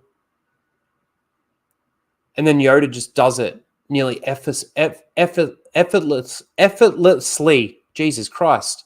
Couldn't get that out. And that there's the two lines straight after that. Luke says, I don't believe it. And Yoda says, that is why you fail. Great moment. After all his training and after everything that he's done, that is why you fail, Luke. So good. So fucking good. Tilliam, good to see you, buddy. For the prequel trilogy, episode 1, Darth Maul fight. Yep, great fight. And again, the meaning of that fight is so, I don't know, it's so intense and so heart-wrenching. When Qui-Gon gets stabbed and even Obi-Wan's like scream of no, so good. And what that means for the galaxy. Qui-Gon doesn't die in that fight. Anakin, I truly believe Anakin doesn't turn. And the galaxy ends up being in a very different place. And Palpatine gets found out sooner. Like, way sooner.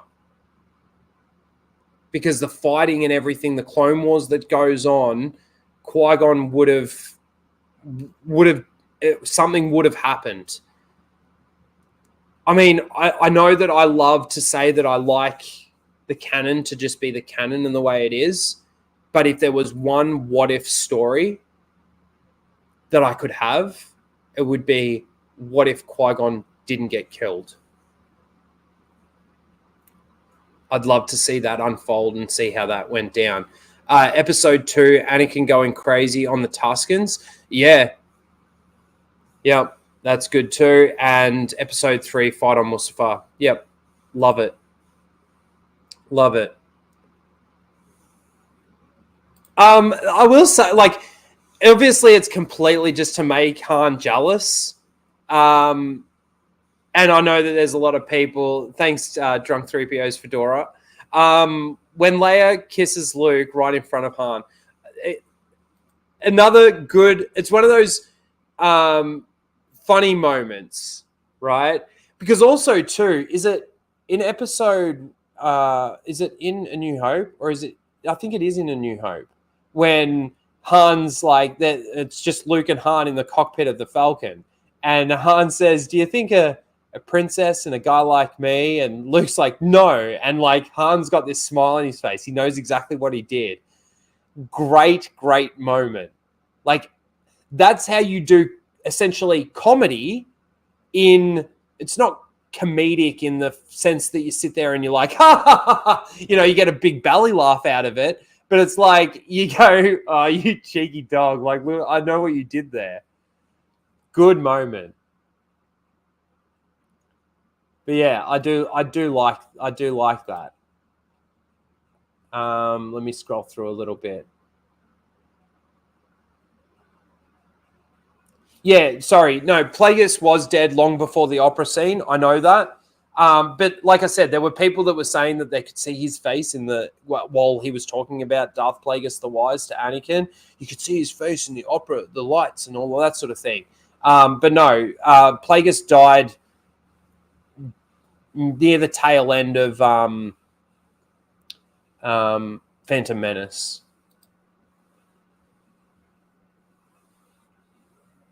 That's actually another good scene too. Yoda acting like a complete doofus, and beating R2 with his stick. Yeah, that was all a test. That was all a test for Luke and his patience, and he failed that too. What am I even doing here? He goes to stand up, hits his head on the roof in the little hut. That was all to test his patience. Great moment, great scene. That's the thing. Empire is, to me, Empire is flawless. So one flawless one that we do actually have. I mean, I could almost say A New Hope is flawless too. But I hate how people use the stormtroopers not shooting them or not taking them out, not taking them down as the reason why stormtroopers can't shoot. And that's why I always have to remind people what Obi-Wan said when they roll up to the Sandcrawler and all the Jawas are dead. We're led to believe that it was the Tuskens. But Tuskens ride single file to hide their numbers. Only Imperial stormtroopers can be that precise. They are trained soldiers. They are good at what they do. And the reason why they were able to get off the Death Star so easily was because Vader put a tracking device, and Tarkin says, "I'm taking an awful risk here." And boy, did he take an awful risk there, because he lost his life because of it. Great. Like, goes full circle, doesn't it?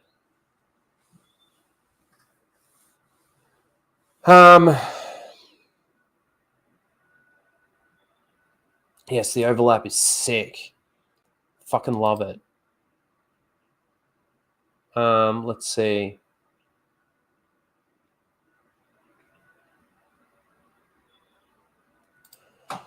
Me too, Becky. Actually, I used to love Order 66, but then so many Jedi survived. It's a great point. Oh, that's what it was from Jedi Survivor. Another surviving Jedi. But that Bode character is another Jedi survivor. How many? Like, I've said this. Palpatine failed the purge. He might have got the power and all of that sort of thing, but he killed a lot of Jedi. It's true. He still killed a lot of Jedi, but he failed the purge. And then if you look at the Obi-Wan Kenobi show with that fucking The Path or whatever it is, and they're bringing that into Jedi Survivor as well. Fucking heaps of Jedi survived. Heaps. Yep, we talked about that. Hey, Doritos, how you doing?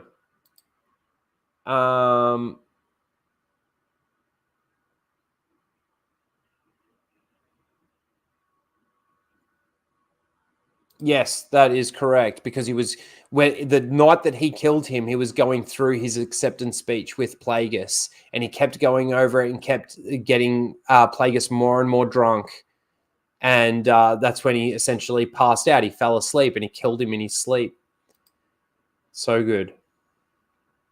Halfway through Phantom Menace. Nice.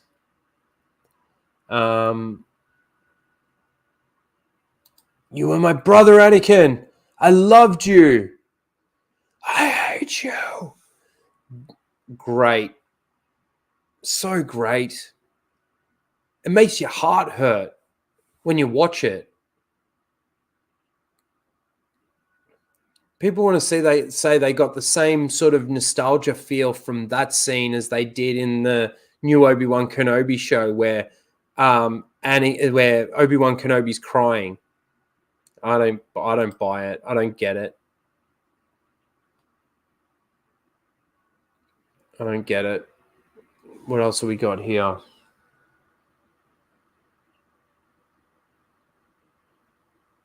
Yubnub is a highlight.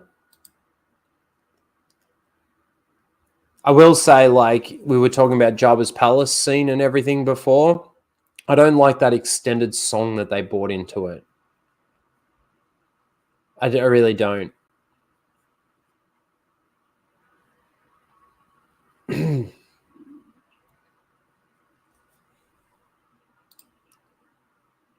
That's how you do a space battle. George handled it beautifully.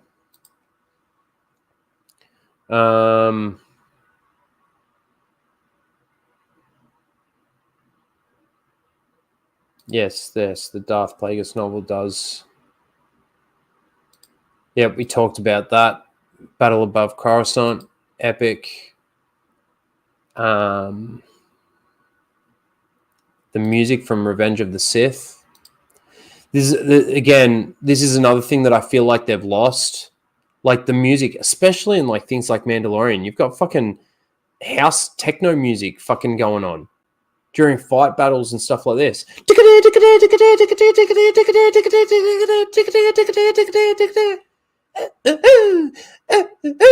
They may as well start fucking just rave dancing.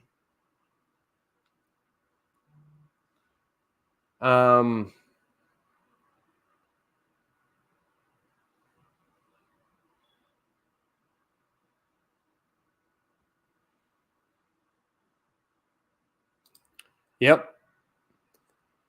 Death Star battle when Luke destroys the Death Star was exciting. Very exciting. Had you on the edge of your seat, especially like, again, first watch throughs and that sort of thing. It's intense. It's very intense.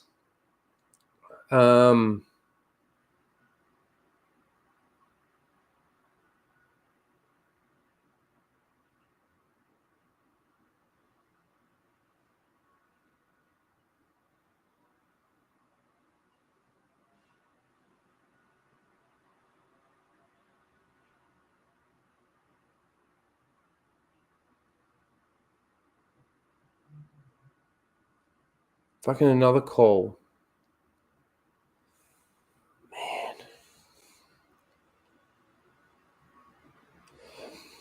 I don't even really want to fucking deal with it right now. Work's been fucking crazy.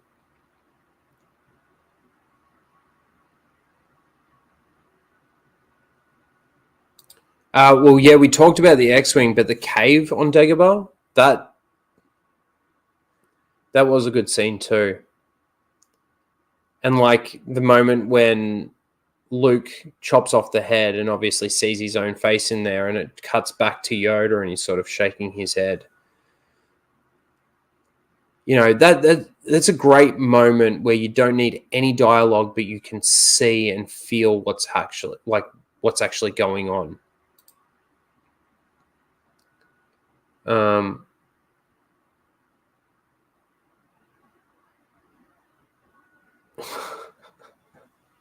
When Luke stares at the Emperor and says he's all the Jedi. No, but the moment where he does say, like, you've failed. I'm a Jedi like my father before me. Stands his ground. Fucking great. Fucking great.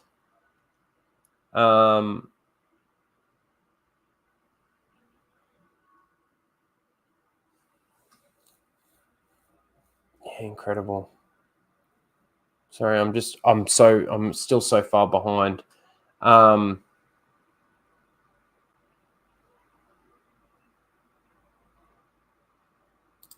What if Qui-Gon saved and then joined Dooku? He would never do that. He would never have done that.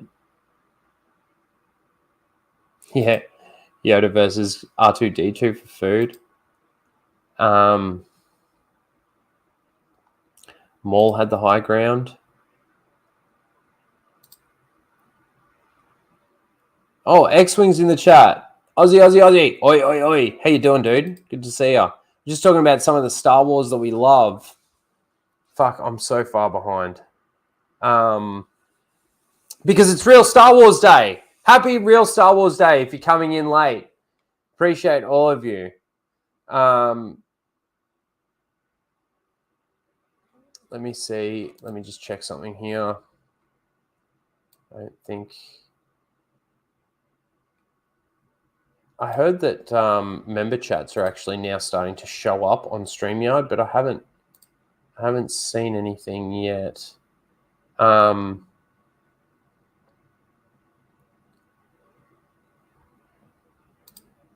you read my question above? Awesome stream. All right, hold on one second.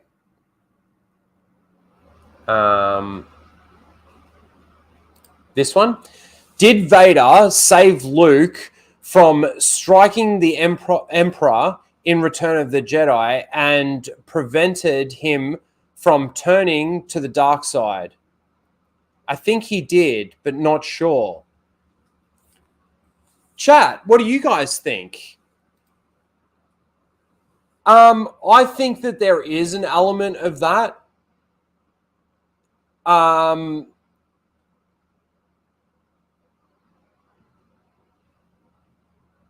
think it's tough because obviously Vader ends up like that's well before Vader has his moment of clarity, right? And kills the Emperor. It's an interesting one. I think so. I think it was a bit like that. But then it's like, what would the Emperor do? Like, you know, the Emperor's laughing and stuff in that moment. Like, isn't that exactly what the Emperor wanted him to do, sort of thing? Take your weapon, strike me down. Down. What am I saying? X-Wing for $20 says, happy Real Star Wars Day, my brother. Keep fighting the good fight. You too. You, man, dude, $20. Thank you. I appreciate that so very, very much. I appreciate all the super chats, even the $2 from Everything Star Wars and the question. Guys, in the chat, what do you guys think? Did Vader stop Luke from turning in that moment where he stopped him? Dude. Thank you very much. And that also deserves They came bounding over. Fuck off! Disney! You fucking cunt! Yep. Happy Real Star Wars Day. Happy Real Star Wars Day. Man, thank you so much. It's Skirmitars here. Good morning, you dog. We've even got George Lucas himself in the chat. George, you'd know better than anyone. Did Vader stop Luke from turning?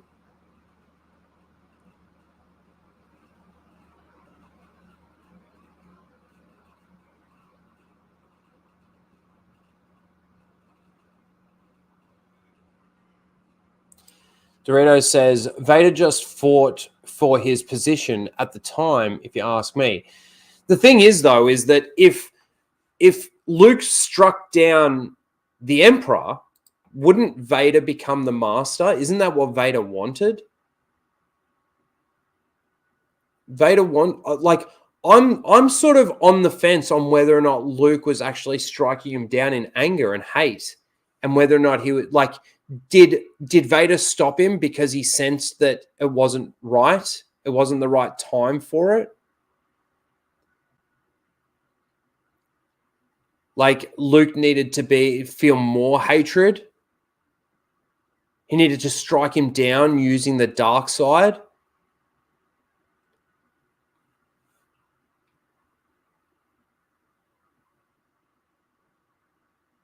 Where's the members with the emojis? Get those emojis in the chat, guys. I hate how it doesn't actually show the thing. It just shows what they're called. But yes, any members, get those emojis in the chat. We'll be doing Seal of the Week soon, so you can get your seal emojis going.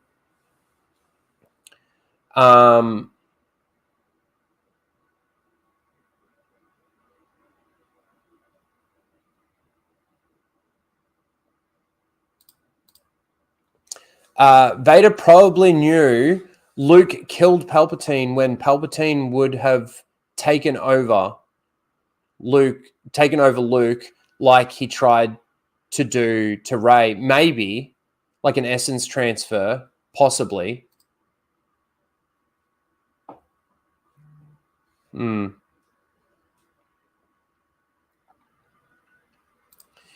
In my opinion, I think Vader did save Palps from Luke because he wanted Luke to join him first, then kill Palps, so they both can rule the galaxy together. See, that I'm sort of thinking a bit more along those lines. That's just my thoughts. Yeah, it's a tough one. It's kind of there's sort of no in that question and the answers that you guys have sort of given. To me, there's sort of no real wrong answer. It's a bit of it all, maybe. All the Star Wars. I love all the Star Wars. No, not like that. I think X-Wing, everything Star Wars. X-Wing wants X-Wing. Everything Star Wars wants to know what you think about that. It's a bit like when I asked the question, Return of the Jedi. What does that mean? Is it Return of the Jedi as a whole, even though there still is only one Jedi? Is it the return of Anakin as a Jedi, like he's returned now? I think no matter how you answer that question, again, there's no real wrong answer.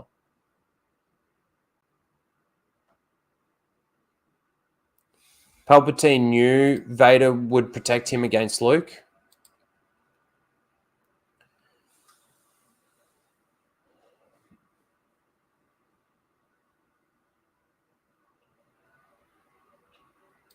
I'm a bit the same when it comes to that. I'm not sure of this question. I love to know what people think. The camera shot is what made me think that Vader did.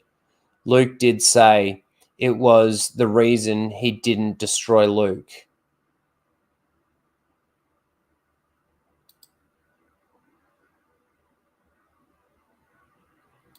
I think that's a great question.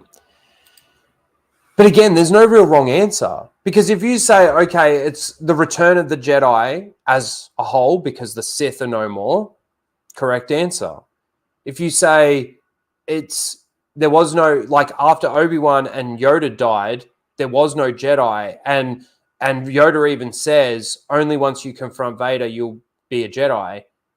Now he is a Jedi? Or is it the return of Anakin as a Jedi? I think no matter how you answer that question, you are correct. But that's probably one of my favorite ones to speculate with people. Like, what do you think? Do you think it was? Do you think the Return of the Jedi is referencing Anakin? Do you think it's referencing Luke? Do you think it's referencing the Jedi as a whole?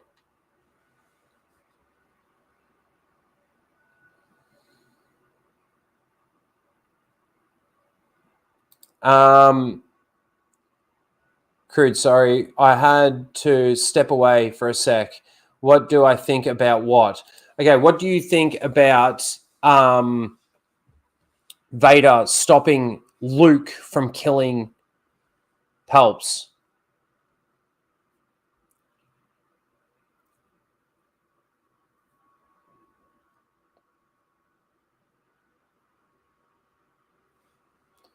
Anakin is the Jedi who returned? Mm-hmm. Correct answer.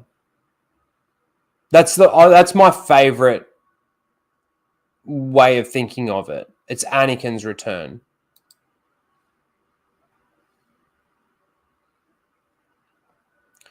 It's Anakin's return.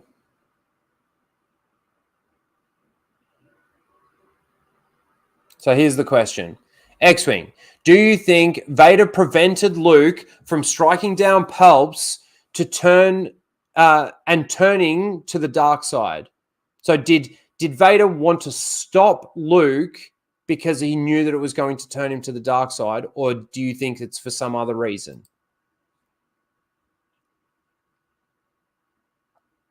All right, that was fun. I had a great.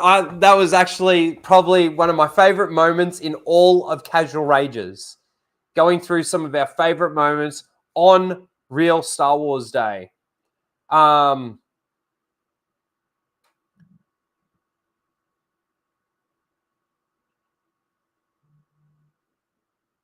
messages and calls. Jesus Christ.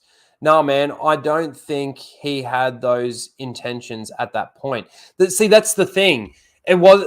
I'm kind of with you there. It's a hard one to say. Like, why did he actually stop him then? It's exactly what Palpatine was saying and exactly what Palpatine wanted, wasn't it?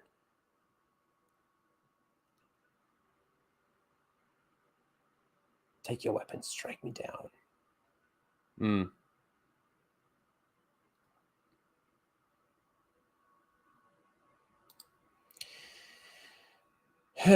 In a way, he did. I mean, Luke did tell the Emperor, I am a Jedi. Nods to Vader. Like my father before me. But wasn't that after he struck down basically Vader? He said that, or did he say that before as well?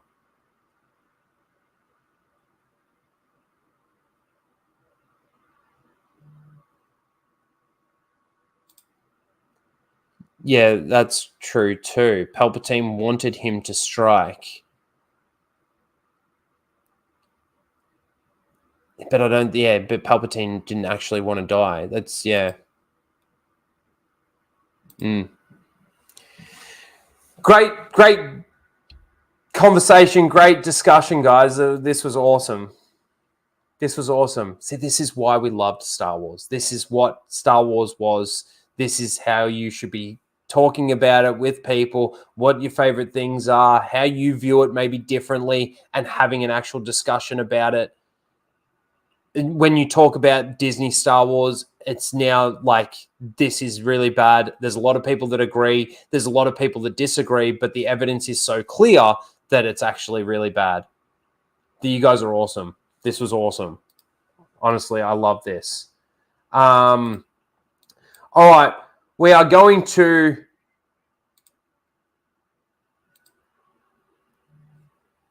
We're going to do it. We're going to do it, guys. Let's do it.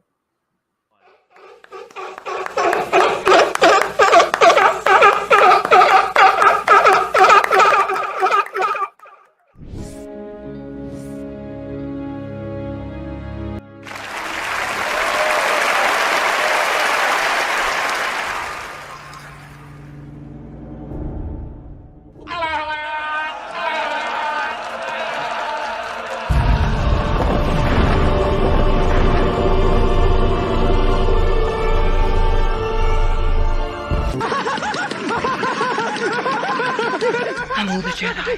Hello, the Jedi.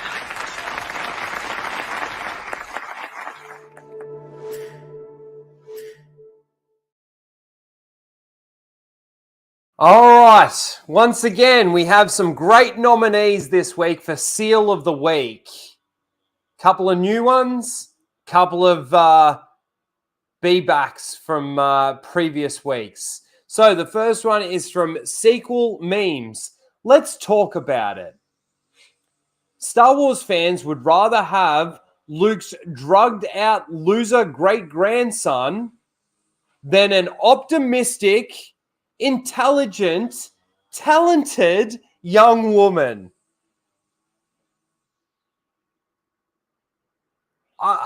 Like, again, if people knew these stories, this is not how they would reference it. If people were Star Wars fans, this is not how they would reference it.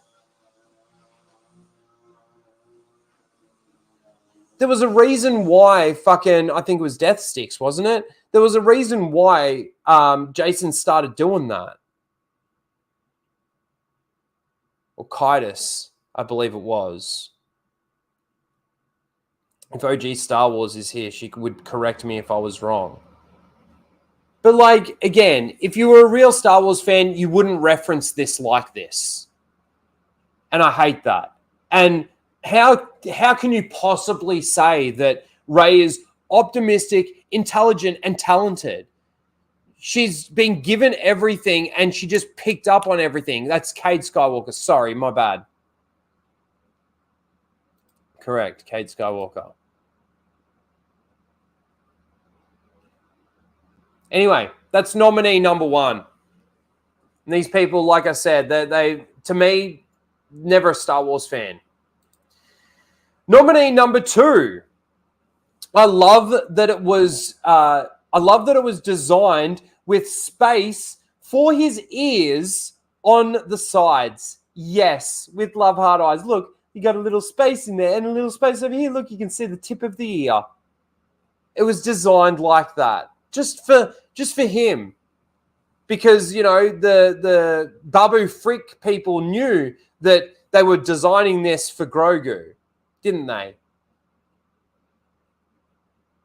God, that's what you loved about this? The design of the fucking IG-12.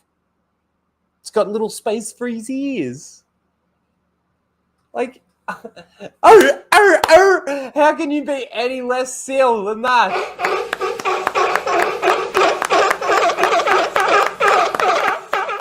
God damn. God damn. So that's nominee number two. Nominee number three. I just wanted to see if there were pronouns. I don't know. Like, normally, the way this is phrased makes me think like it was supposed to be quote tweeted on something, but it's not. It's literally just its own tweet. Because I need to see these two together again. So many adventures to be had. Make Solo 2 happen. She is a hell of a ship. I don't even want to watch it. It's fucking stupid. There you go. These people want Solo 2 because they want to see Lando actually fuck a droid, and they want to see Han have another shower with Chewie or something. I don't know. But God, could you be any, like, I don't know. That's just as bad as saying I want to see Rey Skywalker's fucking story continue. I don't know why I keep doing that. Rey Palpatine. I need to make sure that I keep just saying Rey Palpatine, Rey Palpatine, Rey Palpatine. She's not a Skywalker. She's not a fucking Skywalker. And then, of course, we had to have Dan. Now, Dan this week, he was one of those ones that was saying, like, the Dark Jedi isn't a real thing, and I hate seeing this going around because they're basically destroying George Lucas and what George Lucas said of the Force. And I just had to quote tweet and say, that's rich coming from you. The one of the biggest seals out there that just loves Disney canon.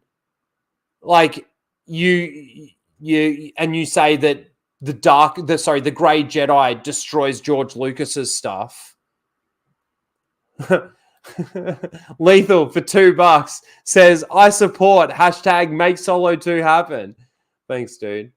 I don't think so. We're not doing that. Anyway, Dan, nominee number 4. I love so many things about the sequel trilogy, but something nobody talks about is that it had some really great minor characters. The lesbian... When did you ever see her? She was just there for the lesbian kiss at the end of Rise of Skywalker. Was she even in any of the other movies? Did she have a line of dialogue? Maybe one, but I don't even remember it. He was a great minor character. Yeah, great. Fucking, here, have your quarter portion. Here's your quarter portion. Babu Frick. I can't even remember a line that he says. And I don't even remember. Oh, that's the guy that gives them the information about Palpatine returning or something. Keep the rebels alive. I don't know what he fucking says. But nobody talks about the minor characters. You know why? because it's so bland and stupid and boring. Think about the amount of minor characters that are talked about in the OT and the prequels. You got Dexter's fucking scene. You've got all the Kaminoans. You've got fucking... those characters are talked about on a massive scale in comparison to these fucking stupid characters. Anyway, those are your 4 nominees. We got this one about Star Wars fans would rather see Luke's drugged out loser great-grandson than an optimistic, intelligent, talented young woman. Fucking moron. You've got this person loving the fact that it was designed with a little space for his ears. You got this person that wants fucking Solo 2 to happen because they need to see more of these 2 characters together. There's so many adventures to be had. Let's see how Han gets his fucking... I don't know. We saw how he got his name. We saw how he got the Millennium Falcon. We saw how he did the Castle Run, which was all bullshit and a complete abomination of what it actually was. What more is there to show? And then you've got Dan with his love of the sequels, despite how destructive it is to George Lucas's stuff, this hypocrite. But nobody talks about the minor characters. The really great ones too.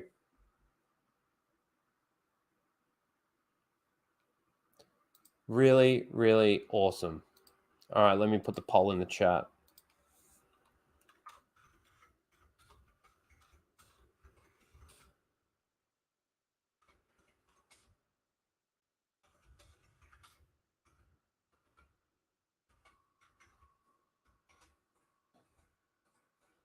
One, two, three, four.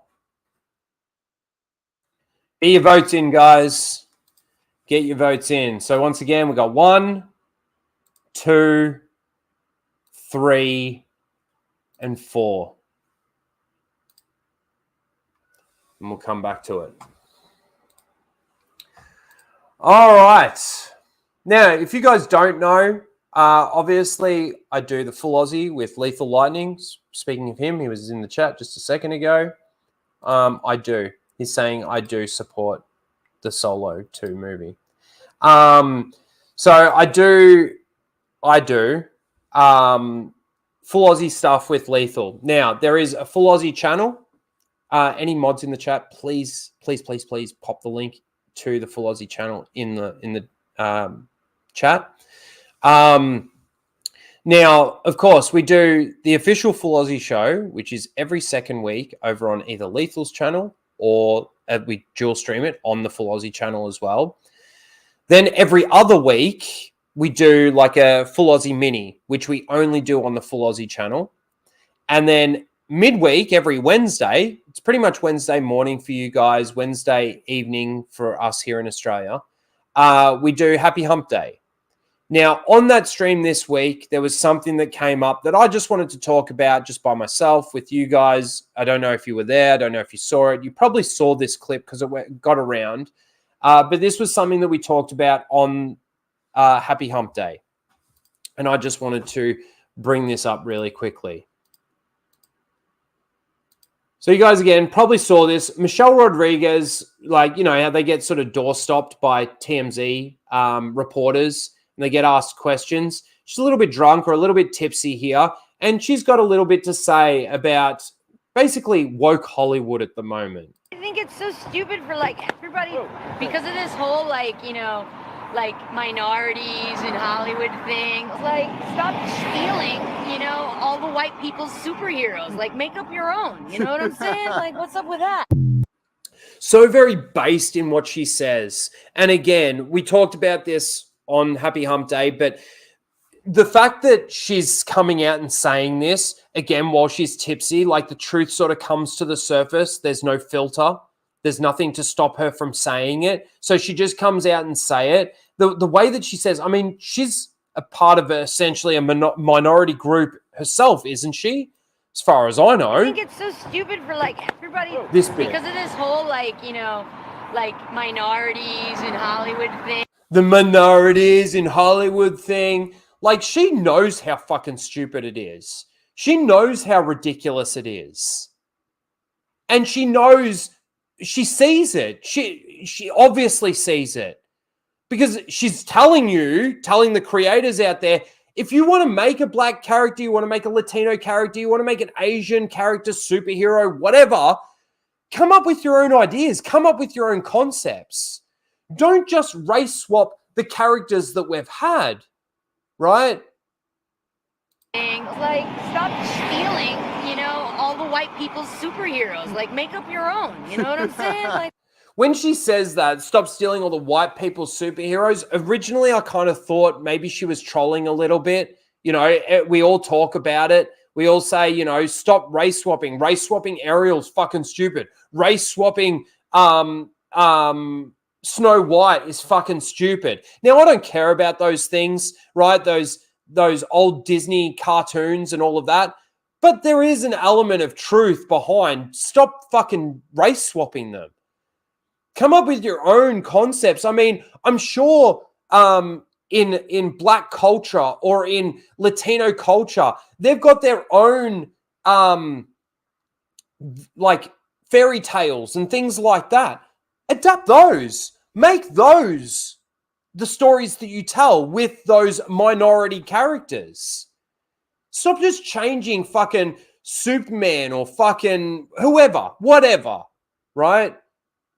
Because you start to change the base of the character. You start to change the foundation of the character. For example, if they were to do something, this was going around like a while back, but if they were to, let's say, race swap Magneto, right? And make a black Magneto, well, then you are completely fucking his entire backstory, right? Come up with your own ideas and your own concepts. But the worst part about this was that on the exact same day that I saw this. Michelle Rodriguez apologizes for telling minorities to stop stealing white superheroes. Now, I don't think she specifically was talking just about superheroes. It was, does she say superheroes? all the white people's superheroes. Oh, no, like, she make does up say your own, superheroes. you know what Sorry, I'm my saying? bad. Like, what's up with that? But she comes out and apologizes. To who? For what? Do you not believe the words that came out of your mouth when you said it? She should come out and double down and say, no, like, I understand that you got offended by what I said, but what I said was true, and that's how I truly feel. But no, the mob goes after her, the minute minority of a Twitter mob go after her, and then she's got to come out and apologize for saying it. It's so pathetic and stupid and typical of Hollywood elitists, Hollywood stars, Hollywood actors, Hollywood actresses, that they can't actually speak their mind. The alcohol that she had in her system stopped the filter from actually filtering out that statement.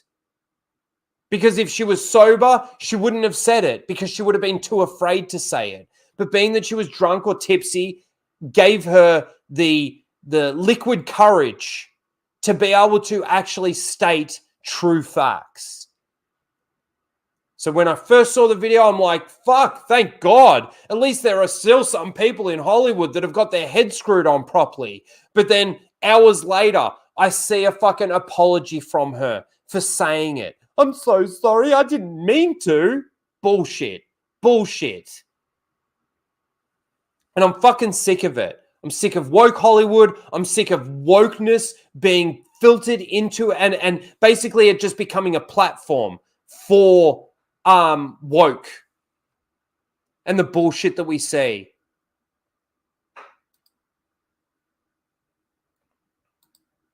So yeah, I just wanted to bring that up again because, like I said, we talked about it on midweek Happy Hump Day, and you know, it needs to, like, that needs to be shown as much as possible because that's the truth. That's how she truly feels. The apology means nothing. It means nothing. It just goes to show how much of a cuck she became once she sobered up and realized that everyone was coming after me, so I better apologize for the truth. Fucking bullshit. Absolute fucking bullshit. All right, let's bring this back up. That was all I had for in between the votes for Seal of the Week. Let's go to the poll. How many we got? We got 13. How many people are you in the chat? We got 24 still here. Anybody else want to vote? Just quickly, that's number 1. That's number 2. That's number 3. And that's number 4.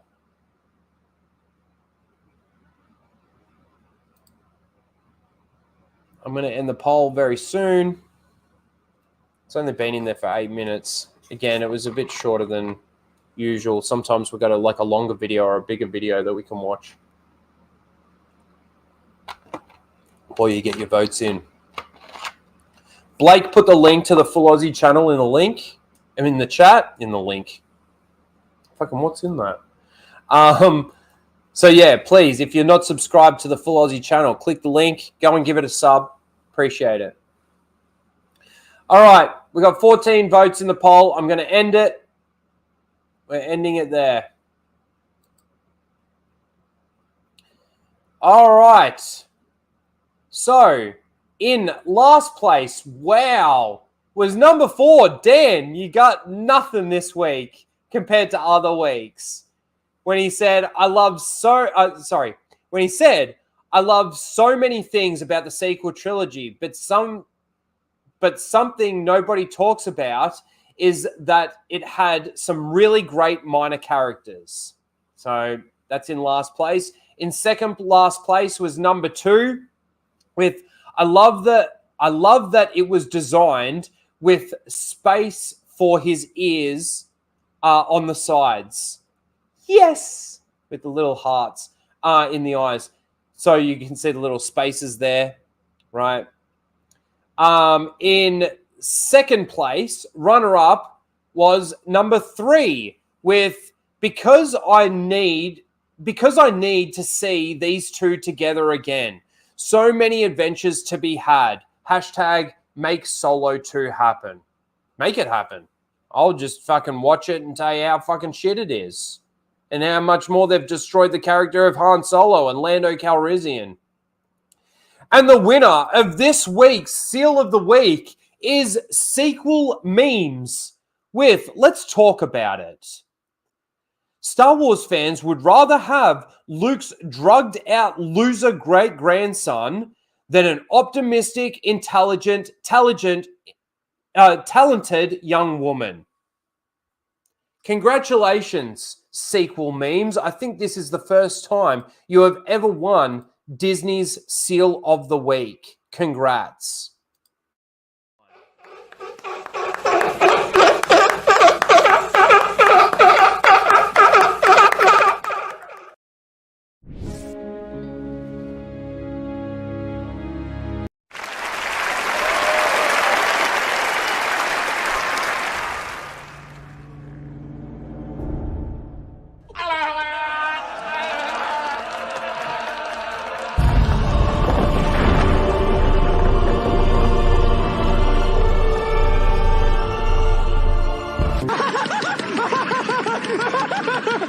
I'm all the Jedi.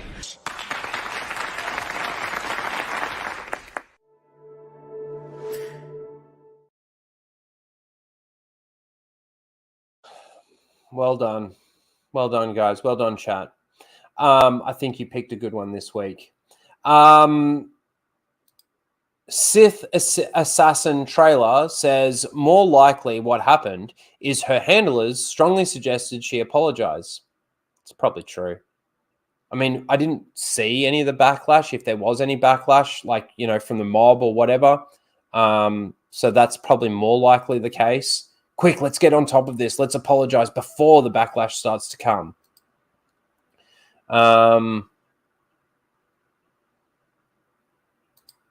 Everything Star Wars says, I voted 1, but Dan I put as number 2, Seal of the Week. Yep, fair enough. Mike Hill says, did you see Tamara Morrison will be in Ahsoka as Rex? That doesn't surprise me. That doesn't surprise me at all. That's just so that we can have more of this.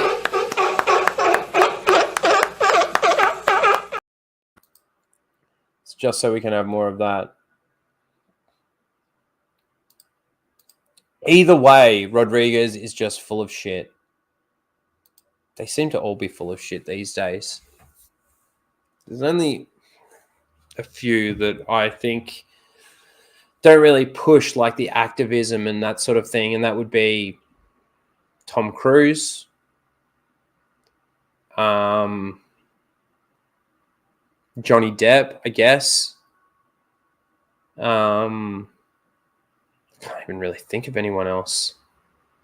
I know there's been a few people saying that they're sick of it. I know there was an actress that came out, I can't remember who it was, but saying like she cringes when she reads strong like female character or whatever in a script.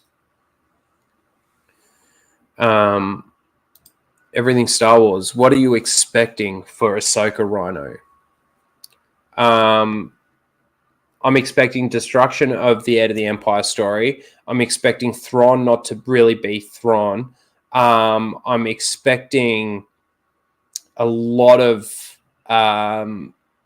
nostalgia bait and a lot of a bland storytelling, like the writing to be actually bad still. Because again, they've got their own canon and they're going to try and bring in elements from Heir to the Empire to the story. So, Tom Cruise is one of the worst for pushing their shit. Scientology all round. Maybe the Scientology stuff, but he's not like sitting there going, yeah, we need to indoctrinate our kids, or we need to make sure that we have, you know, a checklist of diversity on set and all of that sort of thing. Keanu Reeves. Yep. That's actually a good one. Really good one.